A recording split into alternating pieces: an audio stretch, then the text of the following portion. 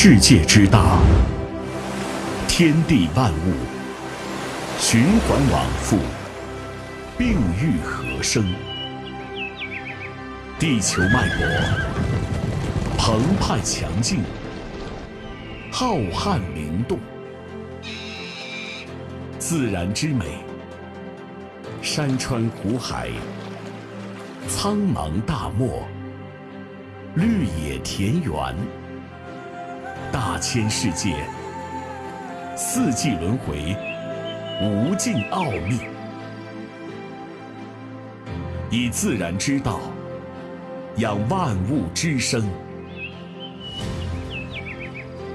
生物多样性是人类生存和发展、人与自然和谐共生的重要基础，更是地球家园所有生命共同体的血脉和根基。自1992年生物多样性公约签署以来，世界各国为推进全球生物多样性保护做出了积极努力。然而，全球生物多样性加速丧失的局面尚未得到根本扭转。此时此刻，我们在这个地方，我们各缔约方、各利益攸关方的代表们，你们的心情和我是一样的。我们都希望以人类的智慧、勇气和理智，尽快地找到一条有效的路径，寻求到一个有效的答案，来有力地应对当前生物多样性丧失的危机，尽快地扭转全球生物多样性丧失的局面。2021年10月，我国在云南昆明成功举办了 COP15 第一阶段会议，发布《昆明宣言》。2022年12月，我国继续作为主席国，引领推动在加拿大蒙特利尔召开的 COP15 第二阶段会议取得丰硕成果，达成昆明蒙特利尔全球生物多样性框架，是 COP15 的圆满终点，更是全球生物多样性保护激动人心的新起点。从协议到协力，让我们携起手来，走向复原生物多样性的新征程。中国幅员辽阔，陆海兼备，孕育了丰富而又独特的生态系统、物种和遗传多样性。作为世界上生物多样性最为丰富的国家之一，中国一贯高度重视生物多样性保护，不断加强和创新生物多样性保护措施。尊重自然，顺应自然，保护自然，中国将始终坚持人与自然和谐共生的理念，加强生物多样性就地和迁地保护，坚持山水林田湖草沙一体化保护和修复，协同推进减污、降碳、扩绿、增长，严格外来入侵物种和有害生物防控，开展跨部门和跨区域联合执法行动，全面应对生物多样性丧失威胁。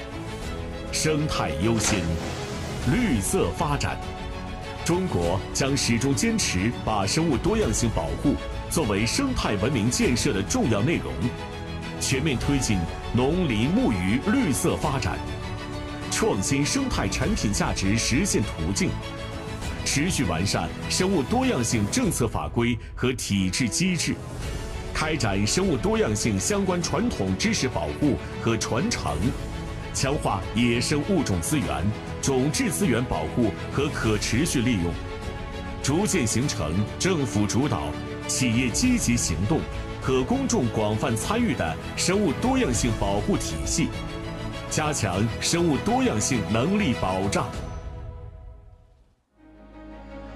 地球是全人类赖以生存的唯一家园，人与自然是生命共同体，促进绿色发展，建设生态文明是全人类的共同事业。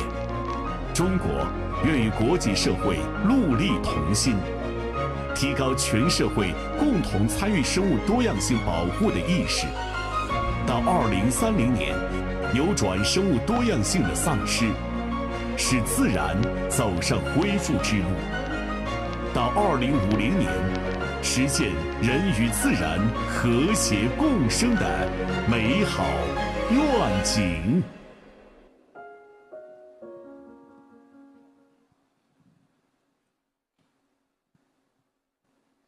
2023年国际生物多样性。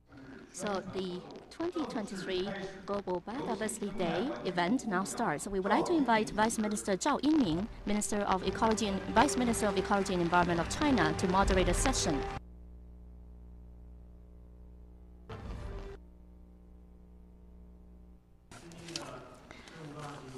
Honorable Mr. Huang Runqiu, President of the COP15 of the Convention on Biodiversity, Minister of Ecology and Environment of China, and Mr. Wang Ling, Secretary of the CPC Yunnan Provincial Committee, Director of the Standing Committee of the Provincial People's Congress, and Mr. David Cooper, Acting Executive Secretary of the Convention on Biodiversity, distinguished delegates, ladies and gentlemen, friends, good morning. In order to enhance understanding and awareness of the whole world about the importance of biodiversity conservation and promote biodiversity conservation and sustainable use, UN General Assembly adopted resolution number 55/201 on December 20th. 22日确定为国际生物多样性日。今天，我们相聚在美丽的春城昆明，举行宣传活动，旨在深入宣传 At the in-depth publicity of Xi Jinping's thought on ecological civilization and China's biodiversity conservation concept, introducing China's achievements in strengthening ecological civilization and in conserving biodiversity and implementing the Convention on Biological Diversity, and further raising the awareness of the whole society on biodiversity conservation. As the presidency of the COP15 of UNCBD, with great support and joint efforts of the international community, China led the successful convening of the COP15 around the theme of ecological civilization, building a shared future for all life on Earth.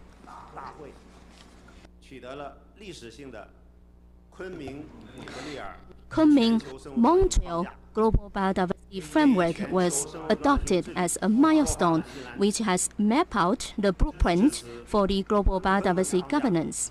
So at this very critical beginning of the full implementation of the Kunming Montreal Framework, it is of great significance to host this event for International Day for Biodiversity with the theme From Agreement to Action, Build Back Biodiversity.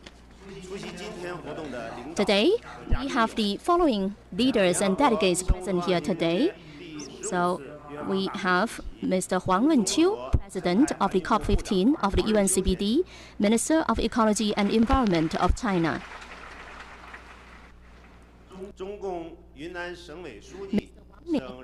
Secretary of the CPC Yunnan, Director of the People's Congress. And Mr. Chu Jiang, Committee and Secretary General of the CPC Yunnan Provincial Committee. Mr. Wang Zhengang, Vice Governor of Yunnan Province. Mr. Zhang Tao, Vice President of China Academy.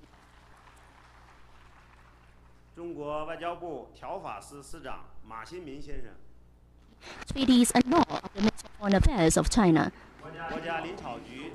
Mr. Wang Zhigao, Chief Economist of the State Forestry and Grassland Administration. Mr. Liu Jiacheng, Deputy Party Secretary and Mayor of Kunming City. And the international delegates present here today, we have Mr. David Cooper, Acting Executive Secretary of the UN Convention on Biological Diversity. Mr. Yahui Toledo, EU Ambassador to China.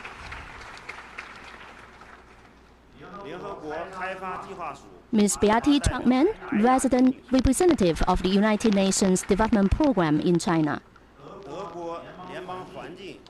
Ms. Krahut, DG for International and European Policy, Federal Ministry for the Environment, Nature Conservation, Nuclear Safety and Consumer Protection. And we also have Mr.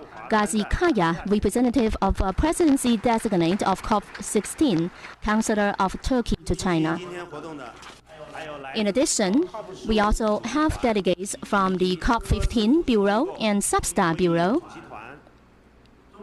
the member organizations of the China National Committee for Biodiversity Conservation, embassies of different countries, and international organizations, the Secretariat of the Convention on Biodiversity, social organizations, and the media. Again, warmly welcome all the distinguished leaders and friends for your presence.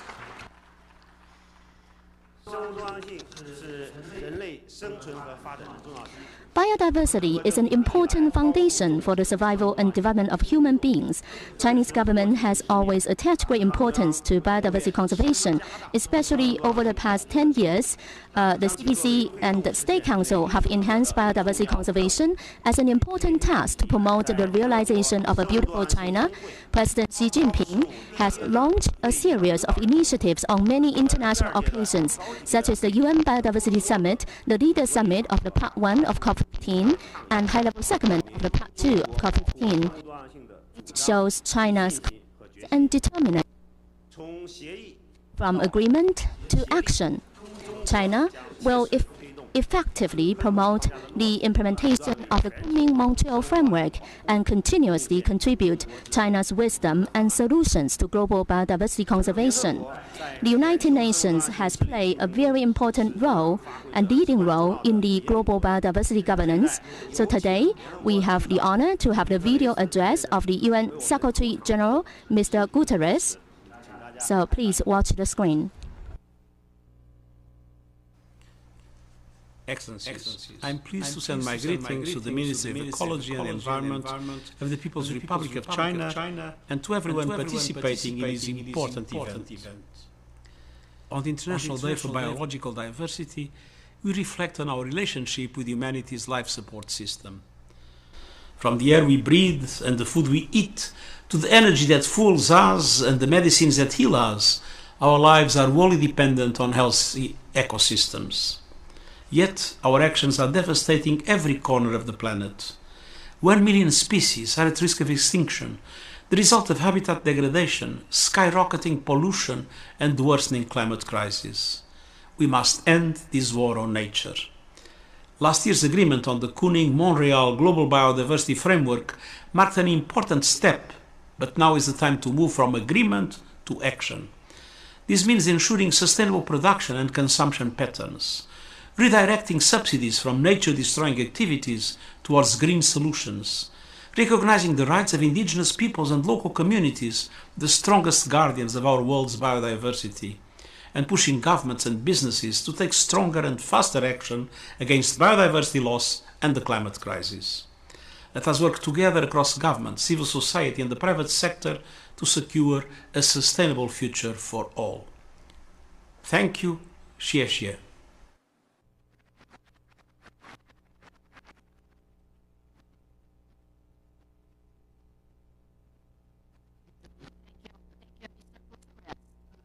Since the adoption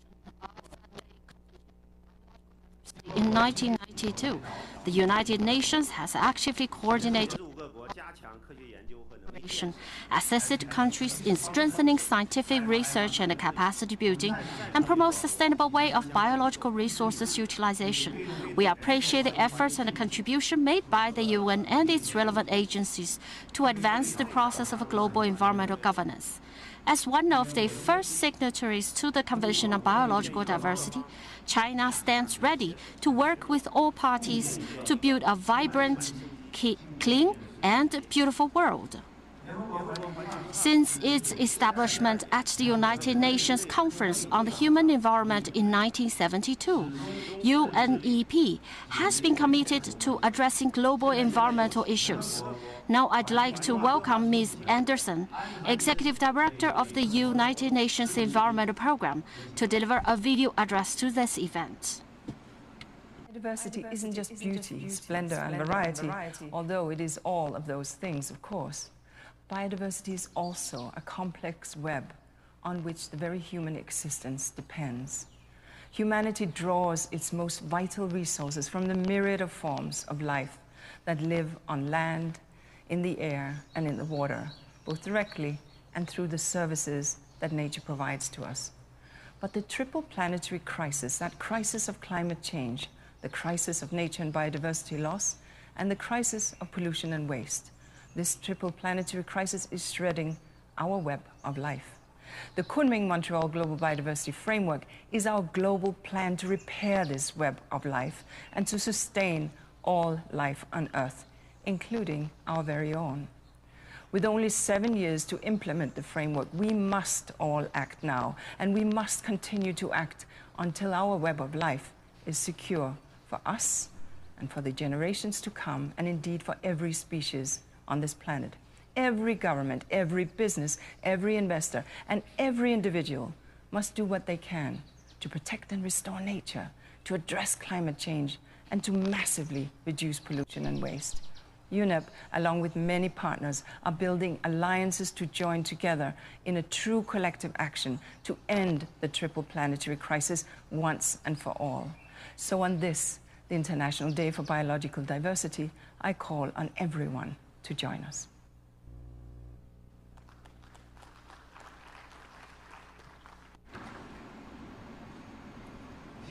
Thank you, Ms. Anderson. As Ms. Anderson says, from agreement to action, biodiversity conservation requires efforts from every part of a society. China will join UNEP to continuously strengthen biodiversity conservation and international cooperation and promote the realization of the Kunming Montreal Framework and the UN 2030 Sustainable Development Goals. Next, let's welcome Mr. Huang Renqiu, President of the 15th Conference of the Parties to the United Conventions on Biological Diversity and Minister of Ecology and Environment of China, to give remarks.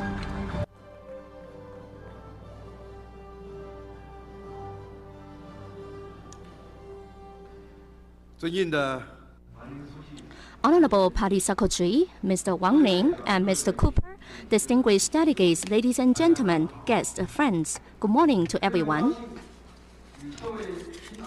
It is indeed delightful to meet all the old and new friends in the spring city of Kunming, and to jointly attend the event of the 2023 International Day for Biodiversity. Here, as the President of the 15th Conference of the Parties to the Convention on Biological Diversity, and on behalf of the Ministry of Ecology and Environment of China, I would like to extend a warm welcome to all the guests present here today and express my heartfelt thanks to all the people from all walks of life who care about, support, and participate in the cause of biodiversity conservation in China. Biodiversity is the basis for human survival and development, and it provides the life support and foundation for a shared future for all life on the Earth. Under the guidance of the Convention on Biological Diversity and its protocols, the global biodiversity governance process has been progressing steadily. Positive progress has been achieved in biodiversity mainstreaming, protection and sustainable use, access and benefit sharing of genetic resources, and resource mobilization. However, as Mr. Guterres and Ms. Anderson said, triple crisis of biodiversity loss, pollution, and climate change are intertwined. 1 million species is at risk of extinction.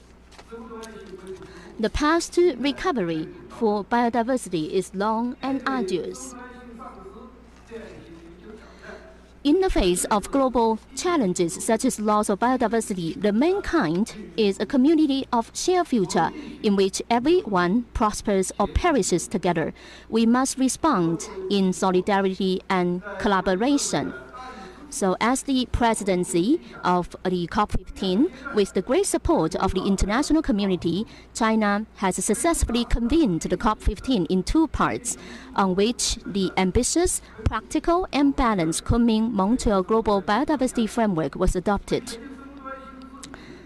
It draws a blueprint, sets the goals, identifies the pathways, and harnesses strengths for global biodiversity governance.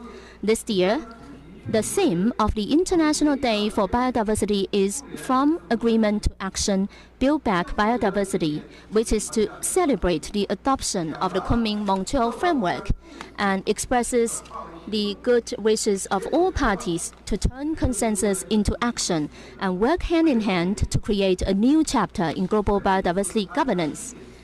It was Kunming that hosted Part 1 of the COP15 in October 2021. Here in the city, the Kunming Declaration was adopted, which provided political guidance for the conclusion of the Kunming Montreal Framework. It is fair to say that Kunming is the starting place of COP15, and today, all of us are here back in the city, full of the charm of biodiversity, glories and dreams, and jointly host the event for International Day for Biodiversity, which is of great significance.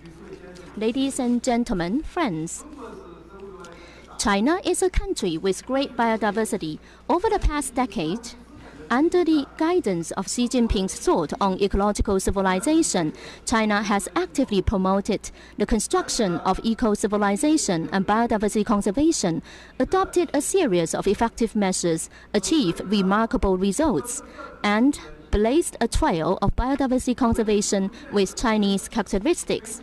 Based on institutional development, we have pushed the mainstreaming of biodiversity to a new level. Biodiversity conservation is incorporated into the whole process of economic and social development in terms of policies, laws, institutions, and planning. Over the past 10 years and more than 20 laws, more than 30 regulations, and more than 50 rules such as wildlife protection law, nature reserve regulations, and compensation for ecological environmental damage have been formulated and revised. And the opinions on further strengthening biodiversity conservation and the white paper on biodiversity conservation in China have been issued. The 20th CPC National Congress report and the 14th Five-Year Plan for National Economic and Social Development have made arrangements for biodiversity conservation. Biodiversity conservation has become a national strategy in China and a consensus and point of action for the whole society. We take a systematic and integrated approach to governance to facilitate new patterns in the harmonious coexistence between man and nature. China has adhered to the integrated conservation and systematic management of mountains, rivers, forests, farmland, lakes, grassland, and desert, delineated ecological red lines and priority areas for biodiversity conservation, set up the first batch of national parks, and implemented the ecological conservation and restoration projects of all the different landscapes and major programs for biodiversity conservation. The red line area on land accounts for more than 30% of the total land area in China, effectively protecting 90% of land ecosystem types and 74% of national key protected wildlife populations. Yunnan wild elephants roam freely and young finless porpoises smiled frequently. 10,000 Tibetan antelopes run together on the Qinghai Tibetan Plateau, presenting a beautiful picture of living in harmony with nature. We focus on improving people's livelihood and well-being as the core and achieve new results in green and sustainable development. China has upheld the philosophy that lucid waters and lush mountains are invaluable assets, vigorously develop eco-environmental friendly industry, and transform the advantages of biodiversity resources into eco-economies such as eco-agriculture, eco-industry, and eco-tourism. We actively explore new pathways and models of biodiversity conservation and sustainable use, establish the value realization mechanism for eco-products, and form a large number of typical successful cases such as special agriculture and forestry products and eco-rehabilitation, realizing the synergy between biodiversity conservation and poverty alleviation, rural revitalization and green development, and the people's sense of fulfillment and happiness is greatly enhanced. With the goal of building a community of shared future for mankind, we have ushered in a new chapter in global biodiversity governance. China has actively engaged in global environmental governance, announced the vision of carbon peaking and neutrality, and established multilateral cooperation mechanisms such as the BRI and South-South cooperation. Remarkable progress has been made in implementing the UN SDGs, and President Xi Jinping emphasized on building a shared future for all life on Earth twice in his important speeches, and announced the establishment of the Kunming Biodiversity Fund, which injected a strong impetus into the success of COP15. From the Kunming Declaration to the Kunming Montreal Framework, a new journey of global biodiversity governance has been embarked on, for which China has provided its wisdom, solutions, and strengths for the development of the global eco-civilization. Ladies and gentlemen, friends, the blueprint for global biodiversity conservation has been drawn out. It is high time to turn the blueprint into realities. Guided by Xi Jinping's thought of ecological civilization and the vision of living in harmony with nature, we will continue to strengthen the construction of eco-civilization and biodiversity conservation, continue to play the leading role of the presidency, and contribute to building a shared future for all life on Earth.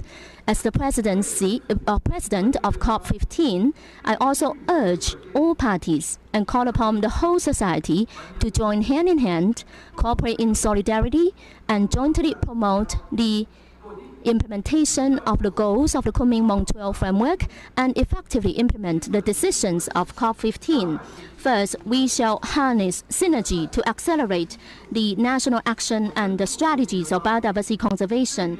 I urge all parties to benchmark Kunming Montreal Framework, actively update the national biodiversity strategy and action plans, accelerate the mainstreaming of biodiversity in the whole of government and whole of society approach, promote biodiversity protection, recovery, sustainable use, and benefit sharing in a balanced manner, mobilize resources from all sources, and continuously improve the diversity, stability, and sustainability of ecosystems.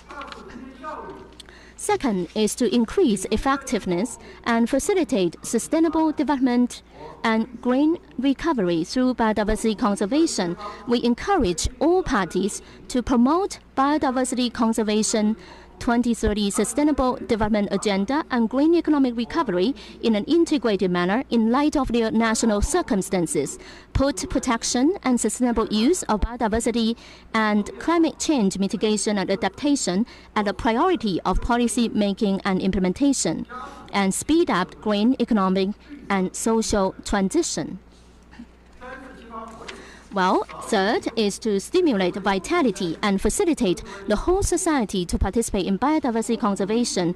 We encourage and welcome international organizations, private sector, financial institutions, local communities, women, youth, and all stakeholders to be engaged in the whole process of decision-making and actions in biodiversity conservation, actively invest in biodiversity, and build platforms for biodiversity conservation and sustainable use to share experiences.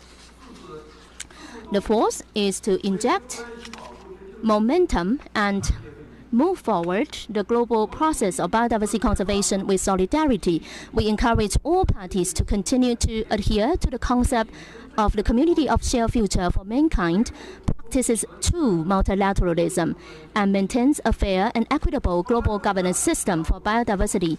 Developed countries must fulfill their commitments, substantially enhance the finance, technology, and capacity building support for developing countries, and implement the Kunming Montreal Framework in a comprehensive, balanced, and effective manner. And China will give full play to the role of Kunming Biodiversity Fund, provide help and support to developing countries to the extent possible. Ladies and gentlemen, friends, In the next 2 days, we will hold the Bureau of the COP and the subsidiary body for scientific, technical, and technological advice around the implementation of the Kunming Montreal Framework. We are very much looking forward to the fruitful results of the meetings with the joint efforts of all Bureau members. I firmly believe that the destination is not far if the heart has a direction. With the common efforts of the parties and international community, we will definitely put global biodiversity on a path to recovery and build a homeland on Earth where the mankind lives in harmony with nature. I would like to take this opportunity to thank the Yunnan Provincial Party Committee, Yunnan Provincial Government, and the Kunming Municipal Government for their great support to COP15 over the past few years, and also for all their hard work and support for holding this event. Thank you.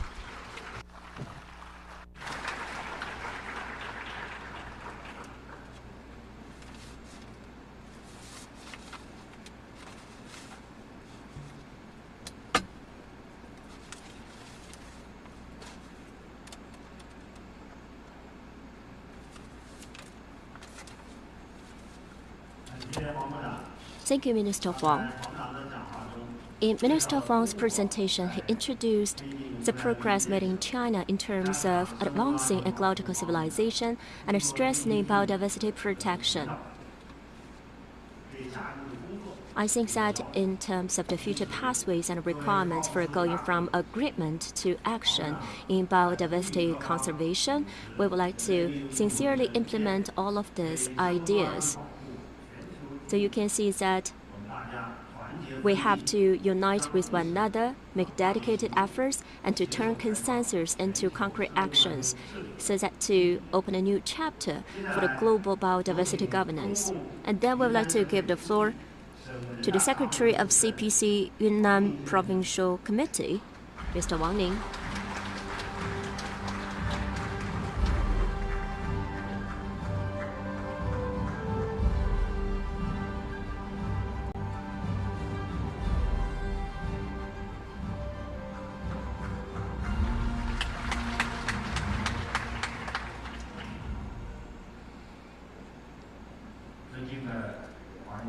Honorable Minister Huang Renqiu,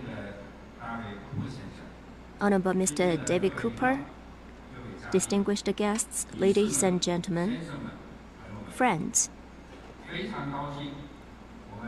Today, we're so happy to gather in Kunming, the beautiful city of spring, to celebrate the International Day for Biodiversity in 2023. And here, on behalf of the CPC Yunnan Provincial Committee and Yunnan Provincial People's Government, I would like to extend a warm welcome to all the guests from home and abroad who attend this event. I would also like to express my heartfelt thanks to the Ministry of Ecology and Environment and other national ministries and commissions for their care and support they have given to Yunnan. My high respect also goes to people from all walks of life who have been committed to biodiversity conservation for a long time. In October 2021, we successfully held the first part of COP15 here, released a Kunming Declaration, established a Kunming Biodiversity Fund, and achieved a series of significant results, which has written a significant chapter in the history of global biodiversity conservation. In December 2022, Part 2 of COP15 was successfully held in Montreal. The meeting adopted Kunming Montreal Global Biodiversity Framework, which draws new blueprint for global biodiversity conservation in the next decade and even for a longer period of time. President Xi Jinping delivered a keynote speech at Part 1 of COP15 Leader Summit and also addressed the opening ceremony of Part 2 high-level meeting, putting forward the distinctive proposition of building a shared future for all life on Earth, strengthening global biodiversity conservation, and build a clean and beautiful world together. Demonstrating to the world China's firm determination and great efforts in promoting global biodiversity governance, and also sending out a strong voice to the world to jointly promote biodiversity governance. Today is the first International Biodiversity Day after the adoption of Kunming Montreal Framework, with the theme of From Agreement to Action, Build Back Biodiversity. This theme is in line with President Xi Jinping's initiative of advancing the global process of biodiversity conservation and translating ambition into action, which aims to promote the implementation of the Kunming Montreal Framework and lead the global biodiversity on the road to recovery. Most biodiversified province in China, and also a microcosm of China's implementation of Xi Jinping's thought on ecological civilization in recent years, we bear in mind President Xi's ardent wish to become a leader in the development of ecological civilization in China. We have also conscientiously implemented a Convention on Biological Diversity, comprehensively strengthened ecological environment management and biodiversity conservation, and resolutely guard the blue sky, white clouds, green water, green mountains, and fertile land in Yunnan. We earnestly implement Xi Jinping's thought on ecological civilization and firmly carry the political responsibility of biodiversity protection. We have carried out the concept that clear water and lucid water and great mountains are gold and silver, incorporate biodiversity protection into the overall development of the province, formulate and issued opinions on strengthening biodiversity protection, coordinated economic development, rural revitalization, ecological protection, and biodiversity protection, and resolutely build the National Southwest Ecological Safety Barrier.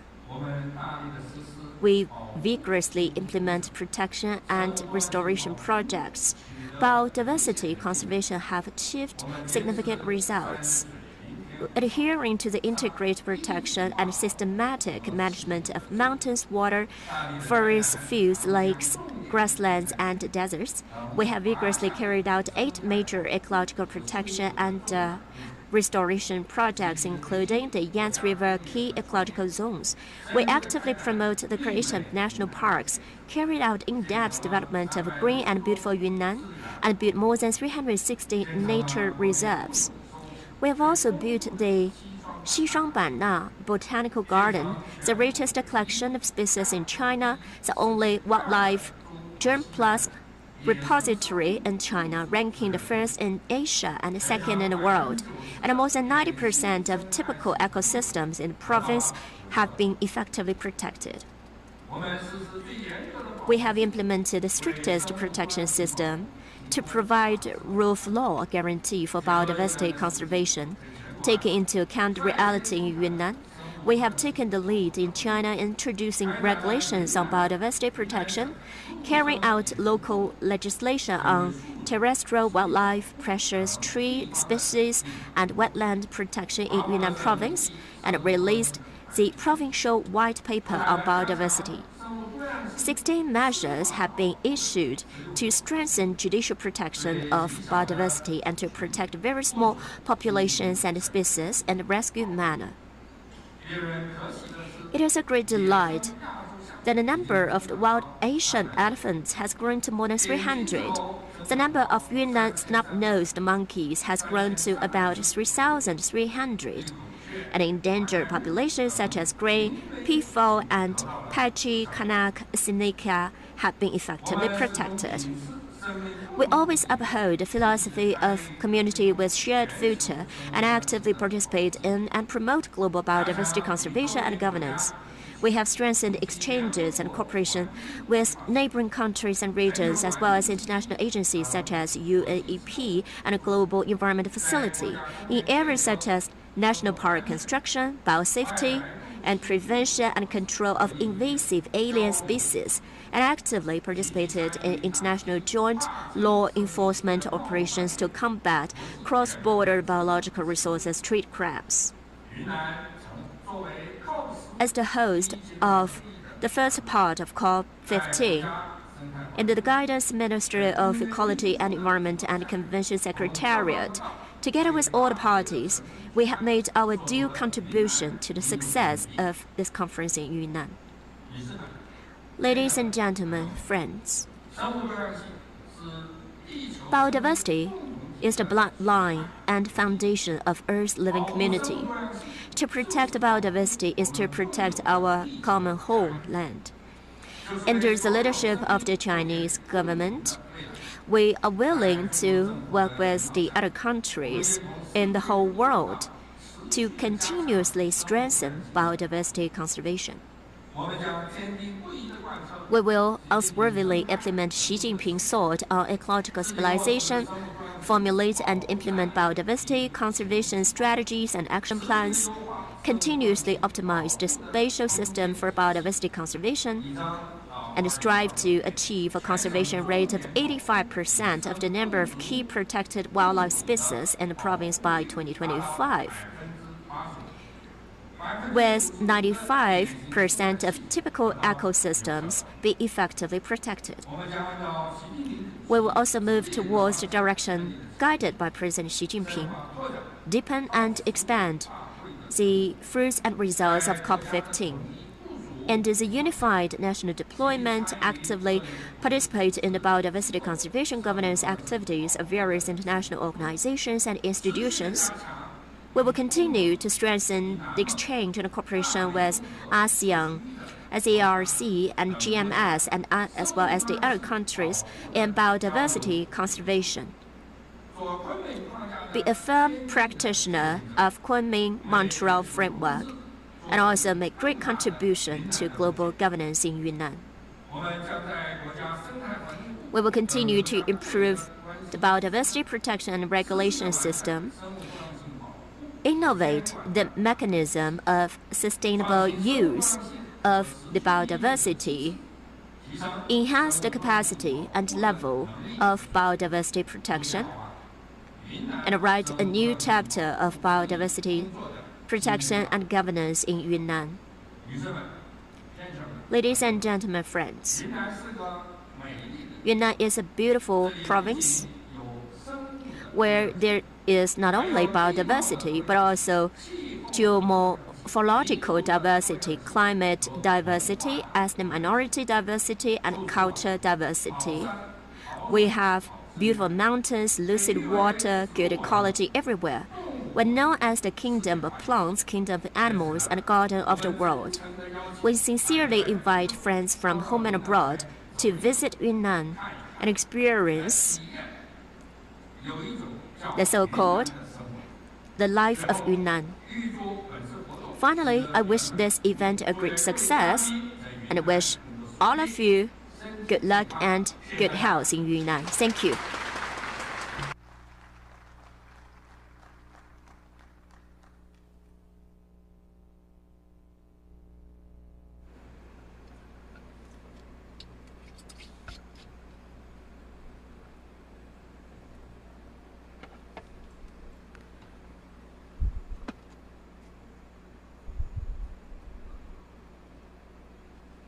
Thank you. Thank you, Party Secretary Wang Ning.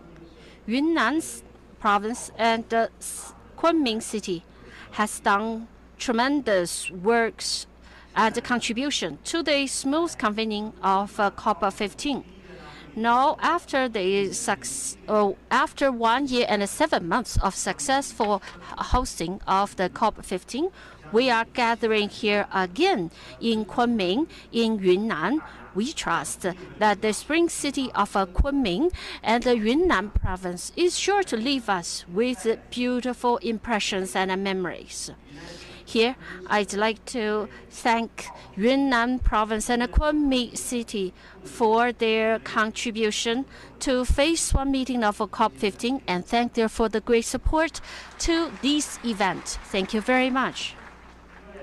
Distinguished guests, ladies and gentlemen, biodiversity conservation and human survival and sustainable development are closely related to each other. We shall give priority to ecology and pursue green development. We shall stick to the philosophy of a harmonious coexistence between mankind and nature. We shall join hands and build a shared future for all life on Earth. Here we conclude the phase 1 of our today's event. Thank you very much.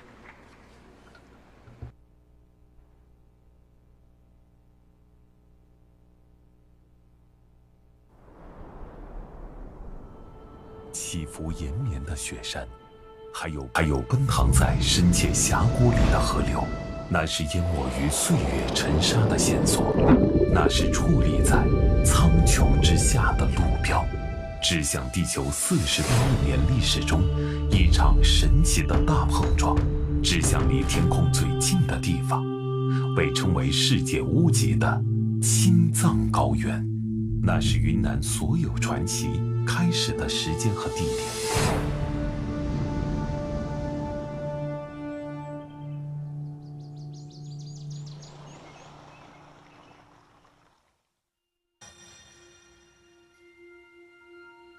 大约6500万年前，在大洋中向北漂移的印度板块撞向欧亚大陆，碰撞产生的洪荒之力让青藏高原隆起。随着云贵高原大幅抬升，云南由平面到立体的巨变也开始了。从原先低矮的陆地、凹陷的湖盆，演变成西北高、东南低的巨型阶梯。这场神奇的大碰撞，是多样云南的发动机，造就了云南多样的地形和极为立体的高山峡谷，也塑造了云南万千色彩的多样世界。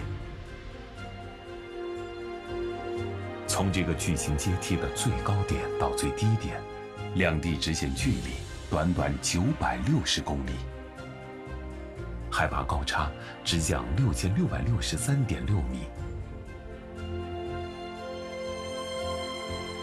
这场神奇的大碰撞是地质构造的运动会，让高黎贡山、云岭、怒山、无量山等纵向排列的山脉成为南北通道。怒江大峡谷、澜沧江大峡谷、金沙江大峡谷等高山深谷，成为东西向的巨大地理阻隔。沧海桑田的山河的巨变，也为云南带来梦幻般的多样气候。云南地处中南半岛与青藏高原的过渡地带，西南临印度洋，东南临太平洋的特殊地理区位，受巨大海拔高差梯度影响，使云南拥有从北热带到寒温带的多样的气候类型，相当于中国最南端到最北端的所有气候变化。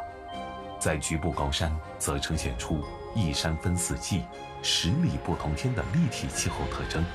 在烈日炎炎的6月，中国西南的很多地方已经有盛夏的风景，但在白马雪山仍有可能突然遇到一场鹅毛大雪。在这里，短暂的一天中，甚至能够聚合起一连春夏秋冬4个季节。特殊的地理区位、复杂的地形地貌、独特多样的气候环境，孕育了云南极为丰富的生物多样性。南北通道，东西阻隔，为云南生命的演化提供了无限的可能。云南国土总面积仅占中国国土总面积的4.1%，却拥有地球上除海洋和沙漠外的所有生态系统类型，涵盖了从热带到高山冰原荒漠，从水生、湿润、半湿润、半干旱到干旱等各类自然生态系统类型，堪称地球生态系统的缩影。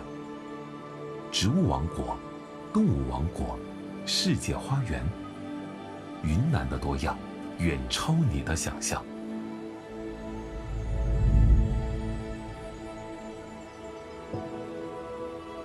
云南是11个生物类群、25000多种生物物种的家园，每个类群的物种数都接近或超过中国的1半。在地球历次冰期活动与全球气候变化中，云南成为了动植物的天然庇护所，让很多在其他区域已灭绝的生物物种能够在云南遗存下来。很多物种仅分布于云南。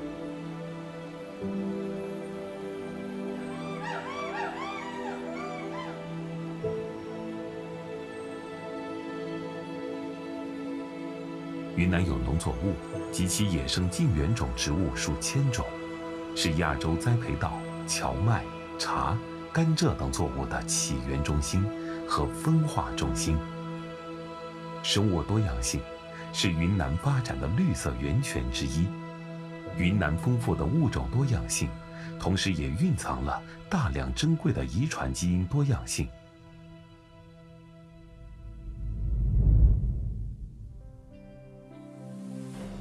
自古以来，云南这片丰饶艳丽的土地，就是一个多民族共同繁荣发展的大家园。云南境内的横断山脉，阻隔东西，但又贯通南北。这些高山峡谷很早就成为人类迁徙的走廊。早期的人类进入后，又被半封闭的地形所隔离，不断分化出新的族群。云南是中国民族种类最多的省份，有26个世居民族，其中15个少数民族为云南特有。民族文化多姿多彩，是中国统一多民族大家庭的缩影。各民族的文化和传统都与生物多样性紧密相连，文化传统源于自然，又与自然和谐共生，有效促进了云南生物多样性的保护与可持续利用。云南是北半球生物多样性最丰富的地区之一，是中国生物多样性最丰富的省份，是中国重要的生物多样性保护和西南生态安全屏障。但云南也是全球36个物种最丰富且受到威胁最大的地区之一。云南的物种种类多，但种群规模小，个体数量少，生态系统类型多样，但分布地域狭窄，分布面积小，脆弱性十分突出，受到干扰，极易陷入濒危甚至灭绝的境地。多年来，云南积极建设生态文明，以一种师法自然的态度和像保护生命一样保护大自然的决心，推动生物资源可持续利用，不断把生物资源优势转化为维系云南4700多万人口生存发展的保障和优势。一个绿色发展的云南，一个多样生命共生共荣、共同呼吸、共同奔赴未来的地方。生物多样性关系人类福祉，是人类赖以生存和发展的重要基础。生物多样性就是生命。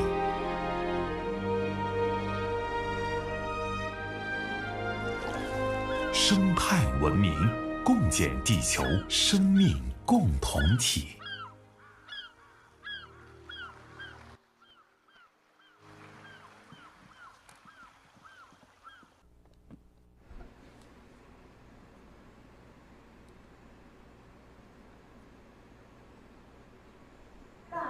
A magnificent and colorful promotion film on biodiversity in Yunnan has led us to the second session of today's event.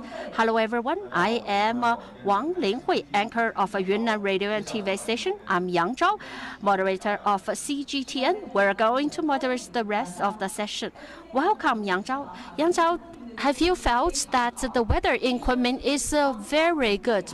We have a bright sunshine, very blue skies, and very white clouds. Yes, the weather is really very comfortable. I didn't come from Beijing. Minister Huang could tell me what weather was like in Beijing. I came from the south of China. South of China felt a bit damp and hot, but when we arrived at Kunming, we felt, well, it's so good. I don't want to tell how good the weather it is in Kunming to tell my colleagues in Beijing. They might envy us. I heard your homeland is Dali, Keqing. Yes, I'm very proud that my homeland, my birthplace is Zheqing. Yes. Do you come back to Yunnan for a visit? Well, that's my regret because we moved to Beijing in early years. But my grandfather was born in Heqing. I hope I can start my root searching journey as soon as possible. Hope you can join me to visit my hometown. Well, as long as your heart is Yunnan, it doesn't matter where your physical bodies actually are. So I invite all our distinguished guests, ladies and gentlemen, to come and visit Yunnan to experience what we call a life of Yunnan. Welcome to Yunnan. Indeed, as we know, Yunnan is a province with multi-ethnic minorities. We have 25 ethnic minorities living in Yunnan with their distinctive features. In the long stretches of a history and a culture, these ethnic groups are not only witnesses and promoters of this diverse and colorful culture, but they also rejected rich and colorful elements in the development of Yunnan. Indeed, these ethnic minorities, they are good at singing and dancing, among which the songs and dances of a Dai ethnic minority is precious culture heritage handed down by Dai people. So next, let's enjoy the Dai song and dance. Let me understand your language.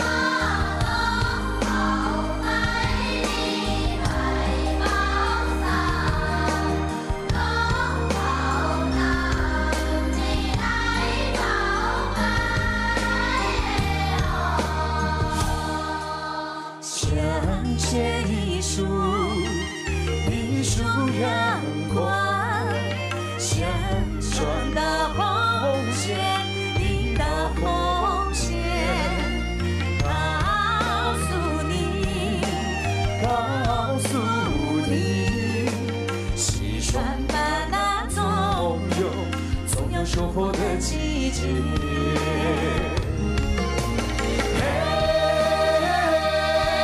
嘿，西双版纳，嘿，西双版纳，水一样的待嫁姑娘，待嫁姑娘，让我听懂你的语言，让我融进你的世界。嘿，西双版纳，嘿，西双版纳，水一样的待嫁姑娘，待嫁姑娘，让我听懂你的语言，让我融进你的世界。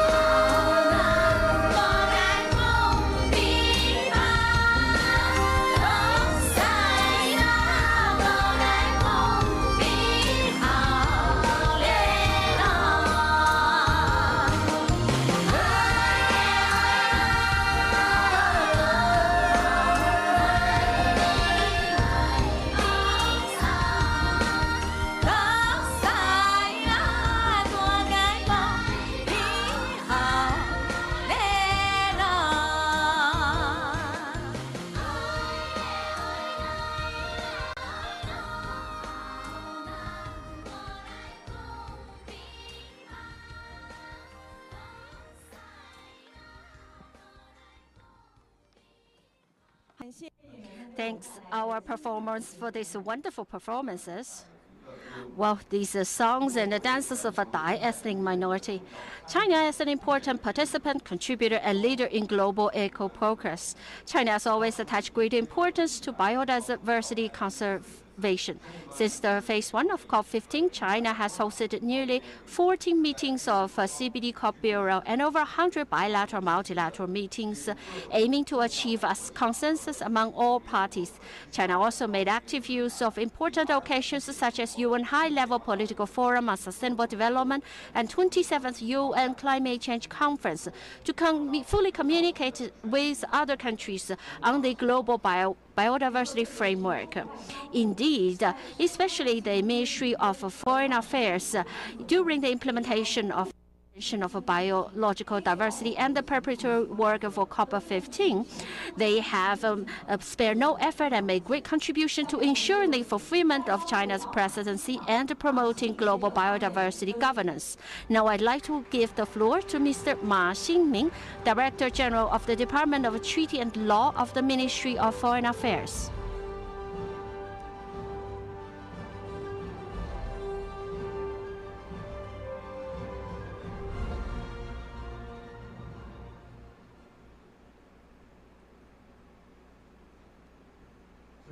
Distinguished Minister Huang Renqiu, Distinguished Governor Wang Ning, Distinguished Mr. David Cooper, distinguished foreign dignitaries, colleagues, ladies, gentlemen, and friends. Good morning to all of you. I'm glad to attend today's International Day for Biological Diversity. Biodiversity is the foundation of human survival and development. Last December, with the joint effort of all parties, the 15th Conference of the Parties to the Convention on Biological Diversity adopted the Kunming Montreal Global Biodiversity Framework, which took an important step in protecting Mother Earth, our homeland, and promoting the sustainable development of mankind.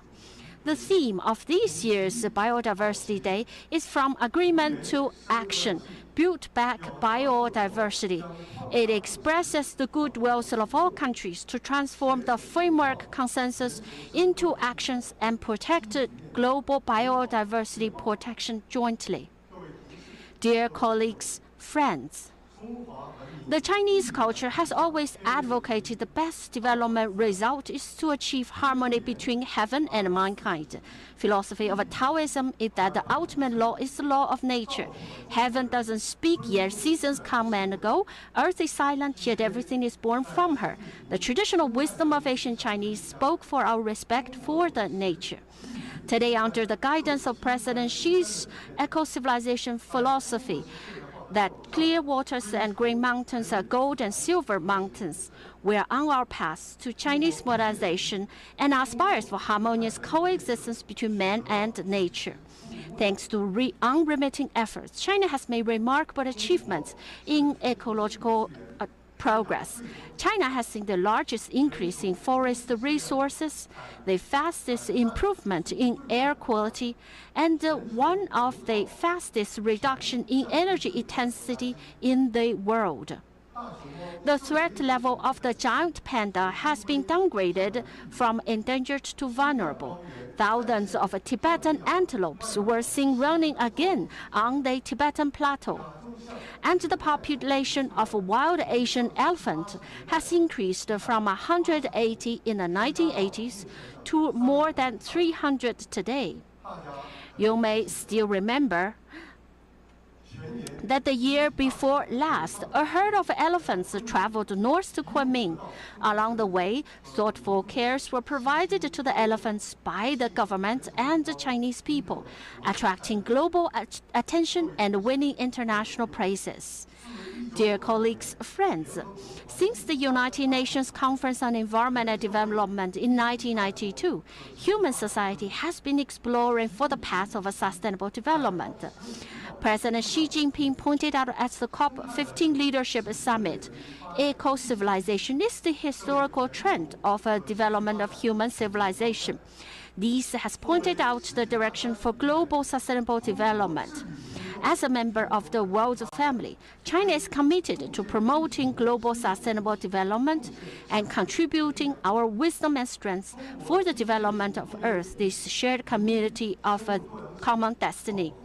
China is actively practicing multilateralism and integrating multiple forces to synergize for biodiversity protection. Human beings are one community with shared destiny. Only by working together can we deal with global challenges such as eco-environmental protection. As presidency of COP15, China has made all efforts to lead and coordinate. In 2021 and 2022, China successfully held Phase 1 and Phase 2 conferences of COP15, held the first Leaders Summit in the history of the convention. China was also the first to announce the establishment of a Kunming Biological Diversity Fund with China's contribution to support the biodiversity conservation in developing countries. China also promoted the adoption of a Kunming Montreal Framework and the launch of a Kunming Declaration, which gathered the greatest common momentum for global biodiversity governance. China has continued to promote green development and take care of Earth, our homeland for us all. Over the past decade, China has joined hands with other parties to make the color green the brightest base color of the Belt and Road Initiative. China contributed to the sustainable development of developing countries. China initiated the Belt and Road International Alliances for Great Development, which has attracted more than 150 partners from 43 countries. The Belt and Road Ecological and Environment Protection Big Data Service Platform was also launched, which would assist overseas investment and cooperation decision-making. We have also implemented the Green Silk Road Ambassador Program and provided nearly 3,000 training opportunities to 120 developing countries. In 2022, President Xi proposed the Global Development Initiative, which aimed to promote stronger, greener, and healthier global development, and soon won support from over 100 countries. China has continuously deepened South-South cooperation to provide support for developing countries. China has always been an active advocate and practitioner of South-South cooperation. China has together arranged more than 1.2 billion RMB to carry out climate change South-South cooperation, including cooperating with ASEAN countries to implement the biological diversity and ecological protection cooperation plan, supporting the development of the Africa Green Great Wall and the establishment of China-Pacific Island countries' Climate Change South-South Cooperation Center. Those South-South cooperation have taken diverse forms and achieved abundant and fruitful results. Dear colleagues and friends, Earth is our common homeland. Harmonious coexistence between human and nature is our common vision. The achievement of eco-civilization is our common path. The Kunming Montreal Framework is a new starting point for global biodiversity governance. China will continue to fulfill its obligations as the COP presidency and work with all parties to promote the effective implementation of the framework. Let's transform the agreement into action to jointly build a world that is more vibrant, cleaner, and more beautiful. Thank you very much.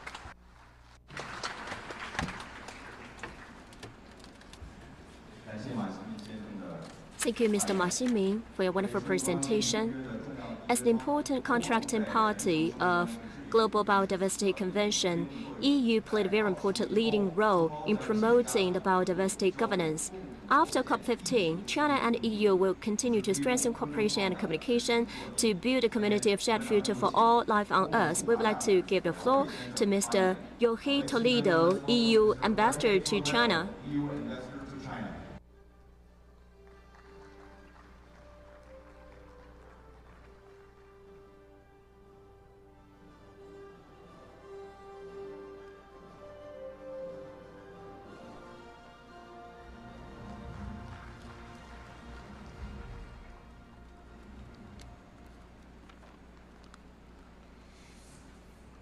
Good morning, ni hao. Dear Minister Wang, Party Secretary of Yunnan Province, Wang, Governor of the Yunnan Province, ladies and gentlemen, dear friends, I'd like to express my great pleasure to be here today in this beautiful province, in this beautiful city of Kunming, whose name is now associated to the global agreement to protect and restore global biodiversity in the same manner as Paris is associated to the twin agreement, the one agreed in 2015 to fight climate change. Together, the Global Biodiversity Framework and the Paris Agreement form a global roadmap towards a climate-neutral, nature-positive, and resilient world by 2050. So indeed, this Biodiversity Day is the first Biodiversity Day of a new era. With the Kunming Montreal Global Biodiversity Framework, the global community has agreed to protect and restore nature and use its sustainability for current and future generations.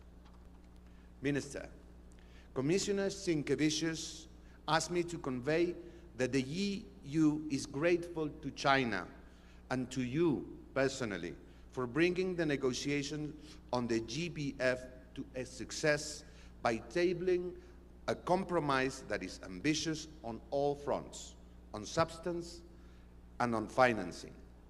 Now is the time to move from agreement to action, as it is rightly the theme of this year's Biological Diversity Day.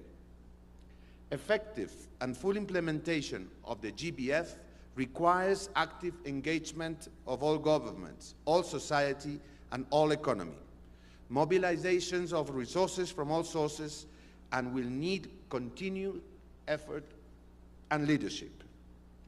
The EU is determined to play its role fully, and we want to play it together with China, as Premier Li Qiang told President von der Leyen very recently, green is the color of our cooperation with China.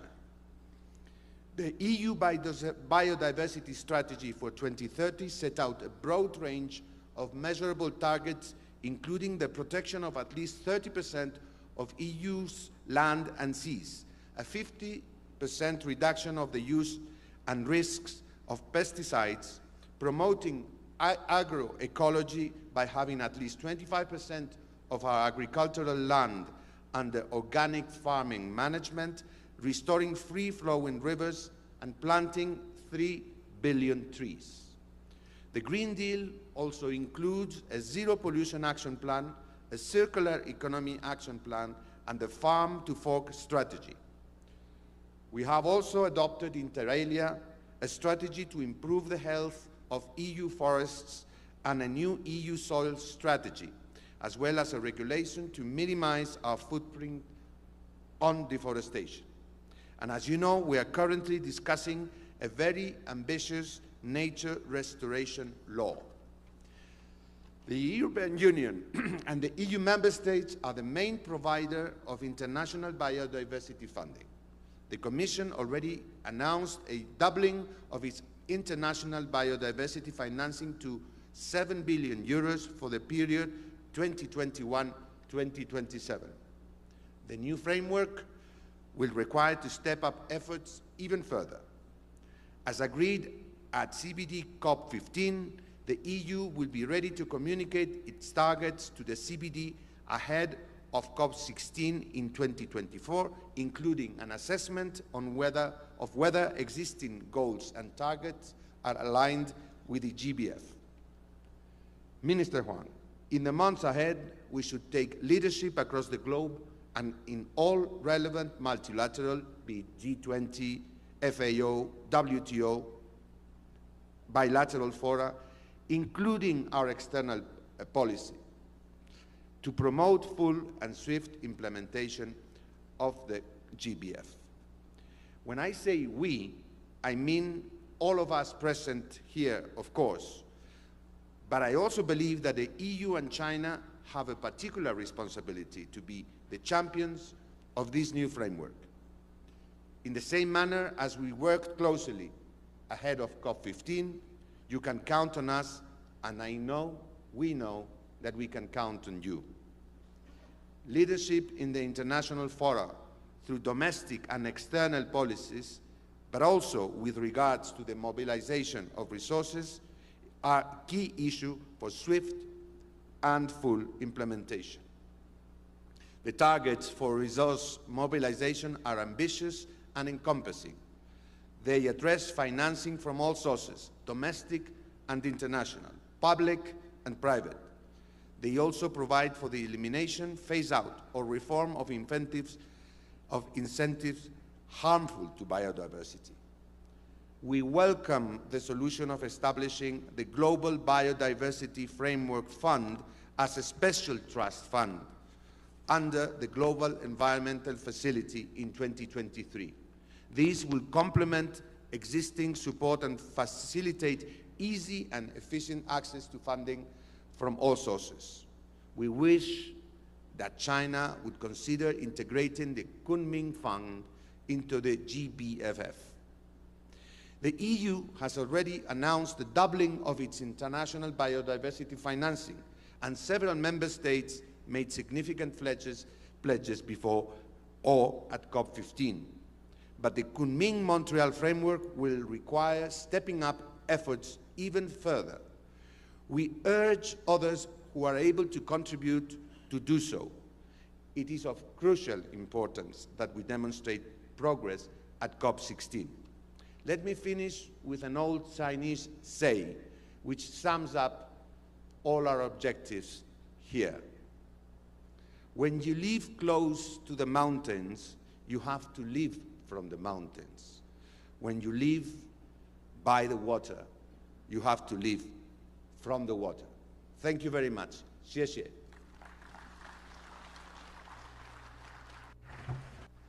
Well, thank you, Mr. Toledo.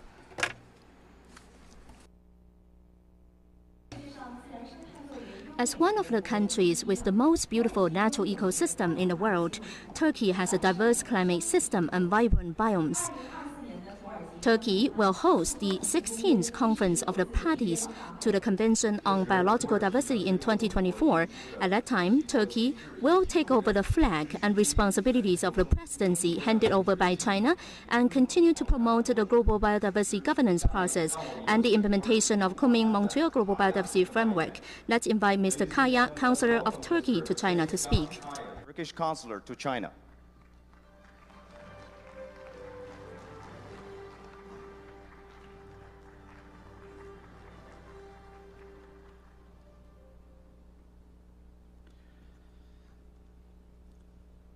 Your Excellencies, dear Minister, dear Party Secretary, dear Governor, dear Executive Secretary, dear Ambassador, dear representatives, distinguished guests, ladies and gentlemen. I am honored to be in this special event and having opportunity to share our ideas and feelings as a country. With successful work of the 15th Conference of the Parties, and also with the Kunming Declaration outlining general targets for the restoration and protection of biodiversity, have been important steps moving the progress more forward. We are very aware that sustainable biodiversity conservation is related to most of sustainable development goals. It is a global responsibility that all countries fully comply with these goals, integrate them into their regulations and strategic plans. Esteemed delegates, Turkey addresses biodiversity conservation at national level in national development plans, in the strategic plans of the ministries, and also in other related plans of institutions. I would like to emphasize that in order to conserve biodiversity, awareness of biodiversity wealth is essential. Turkey has a wide climate diversity as being surrounded by Europe, Asia, and African continents with different ecological characters. Arising from this unique geography, we are defining high biodiversity rate of Turkey. As a country, we continue our efforts to conserve biodiversity in situ and ex situ conditions and monitor to maintain our biodiversity richness. Meanwhile, we carry out remarkable works to both conserve and increase the number of our protected areas. Regarding forest management, currently Turkey has 23 million hectares of forest managed by the government. This area corresponds 1/3 of the country. We continue to increase our forest areas. We believe that each party should collaborate globally on biodiversity conservation by taking actions against biodiversity loss at national level. Being aware of this, we protect our biodiversity with 48 national parks and 250 natural parks. We completed our biodiversity inventory and also monitor all of the 12,000 plant species, where approximately 4,000 of them are endemic and unique to this geography. With our national biodiversity inventory and monitoring project, the biodiversity map of our country was revealed. Thus, endangered species and areas of importance in terms of biological diversity were determined. In addition, we are working to protect the genetic resources of our plant, animal, aquatic products, microorganisms, and invertebrate genetic resources in 32 gene banks to ensure their long-term preservation, sustainability, used in scientific research, and transfer them to the future generations. Ladies and gentlemen, since Turkey is located in Mediterranean basin, which is seriously affected by the negative effects of climate change, we are aware of the significance of combating climate change. Therefore, Turkey has recently ratified Paris Agreement and we are determined to support climate action and biodiversity conservation. Turkey is updating its policies and programs according to 1.5 degrees temperature increase, including combat with biodiversity loss and desertification. Dear delegates, we must take actions to address the causes of climate change and to conserve, protect, and restore biodiversity through joint actions. Turkey is ready to fulfill its global responsibilities. With this opportunity, Turkey will also be honored to host the 16th Conference of the Parties next year and fulfill the two-year presidency for Convention on Biological Diversity after China. In a fair and equitable world, we all wish for a better future where people live with the other species in harmony and peace. I greet you all with respect. Şeşe.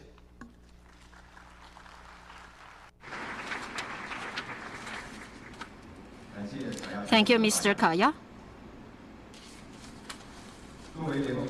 As one of the United Nations agents, United Nations Development Programme UNDP has committed to biodiversity conservation.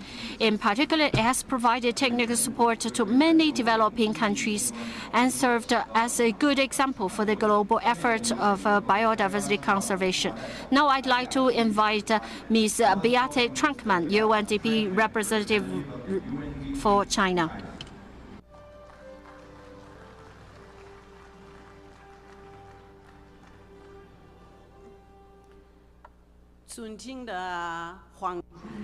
Distinguished Minister Huang Renqiu, distinguished Party Secretary Wang Ning, distinguished leaders, ambassadors from the UN, 女士们、先生们，大家早上好。我非常高兴。I am delighted to be here in Kunming again, the south of the colorful clouds. Again, yesterday we visited Yunnan forest, grassland, and several bioconservation parks. Today, I am glad to join you in celebrating the 2023 International Day for Biological Diversity. With you to join you celebrating this year's International Biodiversity Day. Of the estimated 100 billion planets within our galaxy, only one has been discovered that is capable of sustaining life, our own. The Earth is a cosmic miracle, which has given birth to millions of species, including humankind. But it is also a fragile miracle that is under threat. 10,000 hectares of forests are being lost every year. 2/3 of our planets are now impacted by humans. And at the end of today, like every day, 200 species will have gone extinct. Last December, COP15, presided over by China, was successfully concluded in Montreal. And in a critical alignment of global priorities, the Kunming Montreal Global Biodiversity Framework, the GBF, was endorsed by all parties. 23 targets and over 60 resolutions were adopted to protect nature and help secure the future of humanity and the planet. But this framework is only a guiding blueprint to establish what the world must collectively strive to achieve. In order to see real change, this needs to translate into urgent action. Indeed, that is why the theme of this year's Biodiversity Day, From Agreement to Action, Build Back Biodiversity, 从协议到协力, is so fitting. In the next decade, Actions must be accelerated to address the triple planetary crisis with a rapid pivot to concerted implementation. And I think in particular, the connection between biodiversity, conservation, and climate must be further strengthened and underpin policy decisions as they are two sides of the same coin. Healthy ecosystems are not only home to millions of species of plants and wildlife, but can also absorb emissions as carbon sinks. To solve the climate crisis, we have to work together with nature, not against it. And in addition, we have to put our money where our commitments and priorities are. Currently, 824 billion is in fact needed to annually sustain biodiversity. But currently, the world only directs 140 billion towards conservation efforts. That's a mere 0.1% of the global GDP. We need to, and I think we can do better. The 1.5 billion RMB Kunming Biodiversity Fund established by China during the first leg of COP15 to support conservation efforts in developing countries is a very important step in the right direction. But we urgently need more of these type of initiatives all around the world if we are to close the massive financing gap on biodiversity protection. And it was very good to hear the European Union ambassador speaking about that. At UNDP, we are working globally to protect biodiversity and ecosystems and advance the 2030 Agenda for Sustainable Development. Through our Nature Pledge, we are committed to supporting countries across the globe to turn the GBF into reality and put nature at the very heart of sustainable development.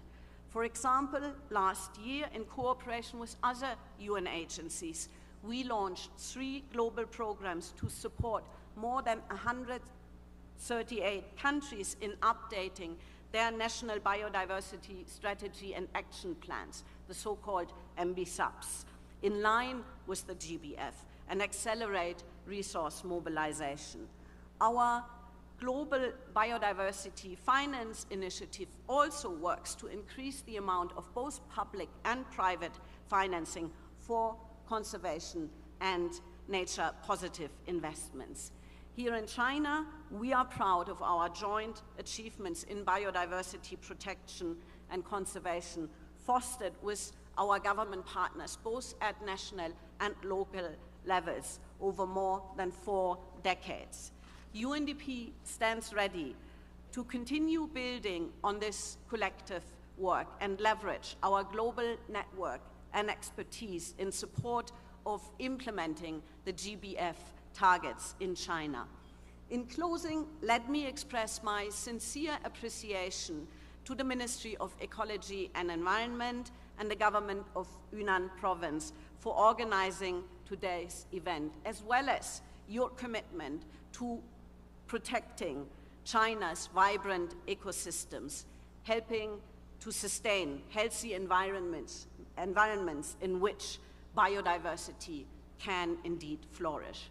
With only 7 years to go to achieve the Sustainable Development Goals, what we do now to protect nature will determine the future of the planet and people. With the GBF, we have a plan in place. Now it is time, indeed, to turn this plan into reality through concrete actions. 让我们携手保护生生不息的星球，人与自然和谐共生，永世相传。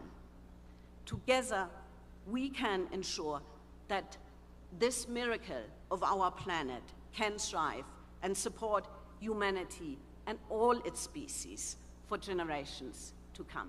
谢谢大家. Thank you very much.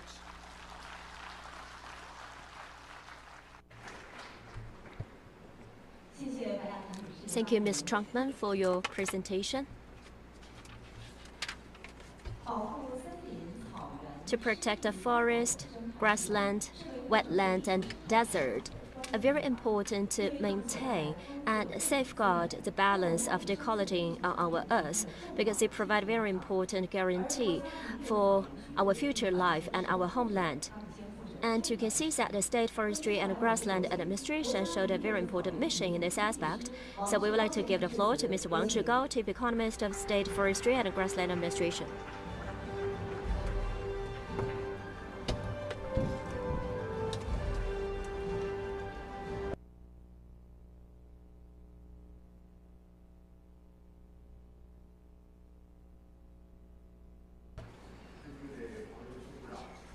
Distinguished Minister Huang Renqiu, Secretary Wang Ning, delegates, ladies and gentlemen, friends, good morning. It's my pleasure to participate in the global main event of the International Biodiversity Day 2023. On behalf of the State Forestry and Grassland Administration, I would like to extend my warmest congratulations to this event on behalf of our minister. I would also like to express my heartfelt thanks to all the leaders, experts, and friends from home and abroad who have given long-term interest and support to the development of this undertaking. China is one of the countries with the richest as well as the diversified biodiversity, and we also have very good land as well as marine ecosystem. We have vertebrates, 8,197, and more than 38,000 species of the higher plants, and many rare and endangered wild animals and plants. And Yunnan is a typical representative of China's biodiversity: the Asian elephant in Xishuangbanna, two-horned hornbill in Dehong, the golden snub-nosed monkey in Dehong, the rare wildlife such as the white flower tulip as well as the big tree rhododendron, all tell the story of Yunnan as the kingdom of flora and fauna to the world and show the beauty of China's biodiversity. Since 2021, President Xi Jinping has attended COP15 by video twice and also delivered important messages pointing out that China will uphold the concept of ecological civilization, build a shared future for all life on Earth, and build a clean and beautiful world together. With the joint efforts of all parties, COP15 reached a series of exciting consensus on biodiversity conservation, including Kunming Montreal Framework, which reflect a strong political will of the countries around the world to vigorously promote biodiversity conservation and also put forward higher requirements for Chinese forestry as grassland departments at all levels. Since the 18th National Congress, China's Forestry and Grassland Administration at all levels vigorously promote protection and restoration of forests, grassland, wetland, deserts, and other ecosystems, strengthen the protection of wildlife, accelerated the construction of a nature reserve system with national parks as the mainstay, and deeply implemented major projects for protection and restoration of important ecosystems, and also maintained a double growth in forest area and forest reserve for 30 consecutive years, contributed a quarter of the new forest area to the world, and reduced desertification and land. So in October 12, 2021, President Xi announced at COP15 that China had officially established the first batch of national parks, including Sanjiangyuan, marking a new stage of development in China's biodiversity conservation. And present, we have established more than 9,000 nature reserves, covering a total area of about 18% of the land area. At the same time, we also have 14 World Natural Heritage Sites, 4 World Natural and Cultural Dual Heritage Sites, and 41 World Geoparks, are ranking first in the world in terms of the number. And we also have 82 wetlands of international importance with an area of 7.647 million hectares, ranking the fourth in the world. In 2022, China's National Forestry and Grassland Administration, together with Ministry of Finance, Ministry of Natural Resources, and Ministry of Ecology and Environment, issued spatial layout plan of national parks, selecting 49 national park candidate areas with a total area of about 1.1 million square kilometers, proposing to basically complete the construction of the spatial layout of national parks by 2035 and build the largest national park system in the world. In terms of ex situ protection, we have organized the preparation of the National Botanical Garden System Plan and will strive to achieve effective ex situ protection for more than 80% of the national key protected wild plants and more than 70% of rare and endangered wild plants through ex situ protection, scientific research, gardening and horticulture display, and public education. In 2022, China National Botanical Garden and South China National Botanical Garden were officially inaugurated. Research centers for the conservation of endangered species such as giant pandas, Asian elephants, pangolins, gibbons, orchids, and sundews have also been established. At present, the population numbers of many endangered species such as giant panda, Northeast tiger, Asian elephant, crested ibis, and Pachyonyx seneca are steadily increasing. Ladies and gentlemen, friends, Kunming Montreal Framework is related to the future of our Earth. We have to join hands with one another to protect our Earth. To take the implementation of Kunming Montreal Framework as an opportunity, we would like to coordinate the construction of a nature reserve system with national parks as the mainstay and an ex situ conservation system led by national botanical gardens, save rare and endangered species, protect and restore natural ecosystem, and make a positive contribution to build a China-style modernization with people and nature live in harmony. Thank you. Thank you, Mr. Wang Zhigao.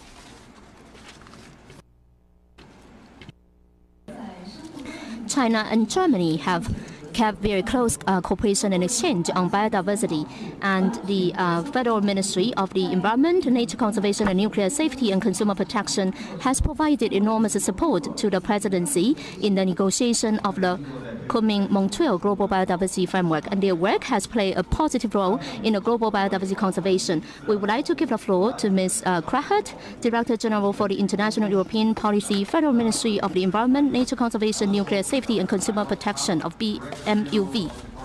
The international cooperation of German Federal Ministry for the Environment, Nature Conservation, Nuclear Safety and Consumer Protection. 有请克拉赫女士。 Ms. Krahert, you have the floor.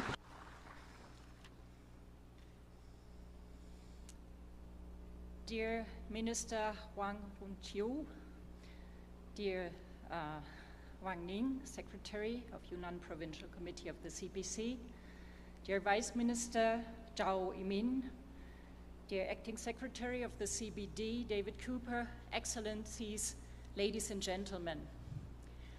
How good does it feel to finally be here for a big international biodiversity event in Kunming? Feels very appropriate after COVID forced so many changes of plans upon us. Thank you for sharing some of Yunnan's rich biodiversity with us today. Although, unfortunately, changes to plans had to be made and the COP15 could not fully take place in Kunming as planned, the Chinese presidency played its role entirely in the process of preparing and guiding COP15. And this was really a great success, and you deserve our deepest gratitude. It was very timely to decide upon the Global Biodiversity Framework together. IPBES tells us that 1 million species are threatened with extinction. This year's Global Risks Report tells us that 4 among the most threatening risks to the global economy and to our globe, among 4 out of 10, are related to nature. Droughts and floods are threatening life even in temperate Germany. They're threatening lives, livelihoods, and also cause a lot of economic damage. And like Beate Trankmann said, there will be no greenhouse gas neutral world without robust natural sinks. And there will be no resilience to climate change without resilient ecosystems that store water in the landscape. In Montreal, we took very important decisions. We decided upon important goals and targets. But as today's theme tells us so adequately, it is now time to act, to implement these targets, because we saw that targets alone will not do the job. We saw that with the IG biodiversity targets, which were good, but none of which, unfortunately, was fully achieved. So, let's move to action together. In Germany, we take our obligations under the Global Biodiversity Framework very seriously. We have started a comprehensive process to develop a new version of our National Biodiversity Strategy 2030. But we also put a lot of emphasis on working jointly, internationally, to achieve globally the goals of the GBF.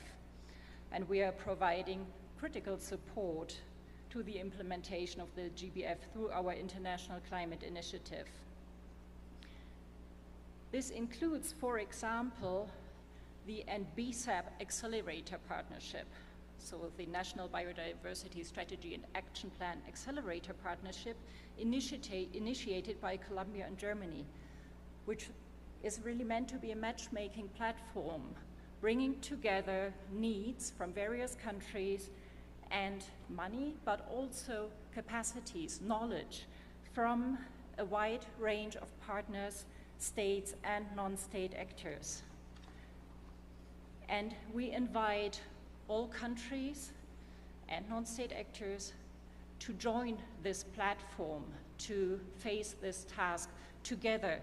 And we also invite China. We have seen and heard today so much about what China has to share and what experiences and capacities you already have and could give to other people, other countries. To strengthen all these efforts in the coming years, Germany has committed to increase its international biodiversity funding to 1.5 billion euros per year from 2025 in order to support the implementation of the GBF. We do need to work on this together, and it's going to be hard work. Protected areas are important, but this is not just about a few protected areas, which sometimes are in a few remote places. This is giving nature space to breathe. We need to give nature space to breathe all over our countries, in agricultural lands, in our cities. This is about giving our rivers space to flow and about protecting our oceans and stopping overusing them. This is a job for environment ministers, but also for prime ministers, for governors, mayors, for companies, civil society, and the financial sector, and for each and every one of us. Let's build back biodiversity together. Thank you.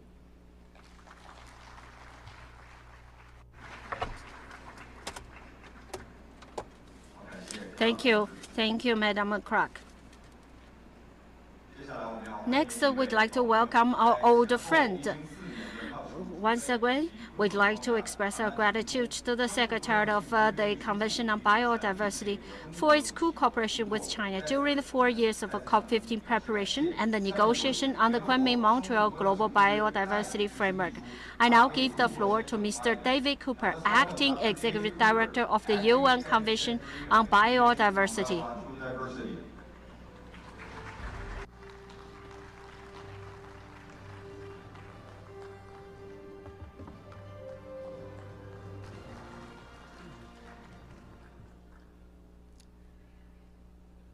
Minister Huang Wenqiu, Secretary Wang Ning, Excellencies, distinguished participants, I'm very happy to be with you here for International Day for Biodiversity.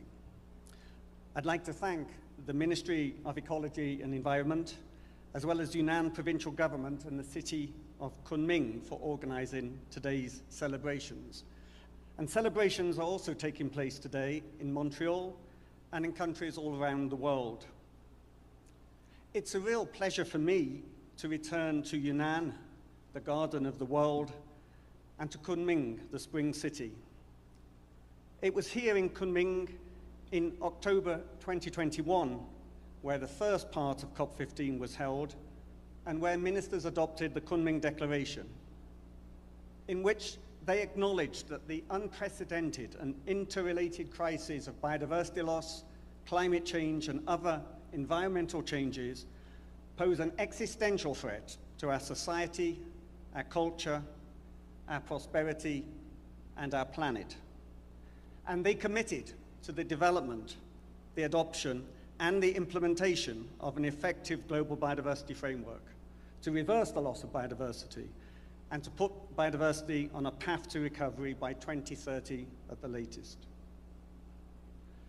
With the adoption of the Kunming Montreal Global Biodiversity Framework at the second part of COP15 in Montreal in December last year, ministers and other delegates have delivered on the first part of the commitment made in Kunming. We have an ambitious agreement, and I'd like to express my deep appreciation to Minister Huang Wenqiu and to the Chinese government for the extraordinary efforts and great leadership that led to this historic agreement. I'd also like to thank all parties for their efforts over many years of negotiations, led by and represented by members of the Bureau, many of whom are present here today. Appreciation is due also to the many participants from indigenous peoples and local communities, cities and local governments, businesses, and civil society, including women's and youth groups, for their engagement and passionate support. I believe we can all be proud of this outcome. The agreement is an important step towards achieving the global vision of living in harmony with nature. But now we must ensure that the second part of that commitment made in Kunming is honored. We must implement the framework and deliver on the promises for 2030 that are encapsulated in its 23 targets. And so this year's International Day for Biological Diversity is an especially significant one. To build back biodiversity, we must move from agreement to action. And that action is required now so that we can achieve results by 2030. There are some promising signs. Here in China, the government has adopted many strong biodiversity policy measures, as Minister Huang and others have outlined, and as the wonderful exhibition outside demonstrates. The population of wild giant pandas and other threatened species are recovering and their habitats are expanding. China is now further developing its system of protected areas and has put in place ecological red lines to protect areas of importance for ecosystem services. In its efforts led by President Xi Jinping to build an ecological civilization, China has pioneered work on green GDP, and renewed efforts are being made to green the Belt and Road Initiative. So much progress has been made over the last decade. Where policy action is taken, results are achieved. And we've heard encouraging further steps today from China, the EU, and Germany. Many governments have initiated the process to develop national targets to align with the targets and goals of the framework, and to update their national biodiversity strategies and action plans. There are encouraging and important steps forward, but we know, of course, that much, much more must be done if we are to address the underlying drivers of biodiversity loss and achieve the aims of the framework. All governments must not only develop their national targets and their NBSAPs, they must put in place the laws, policies, and programs necessary to achieve them. Businesses need to assess and disclose their impacts on biodiversity and move towards sustainable practices.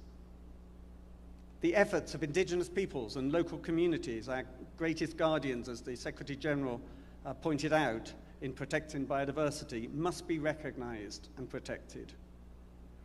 We all need to reduce waste and shift to more sustainable consumption.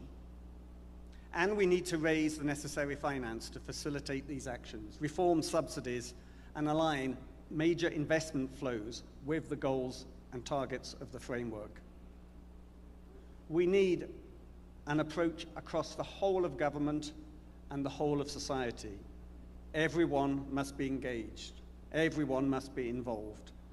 Let us all do our part to implement the Kunming Montreal Global Biodiversity Framework and work towards achieving its goals, the Sustainable Development Goals, and our shared vision of living in harmony with nature.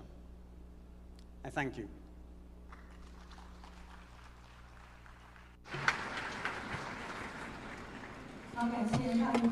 Thank you, Mr. David Cooper.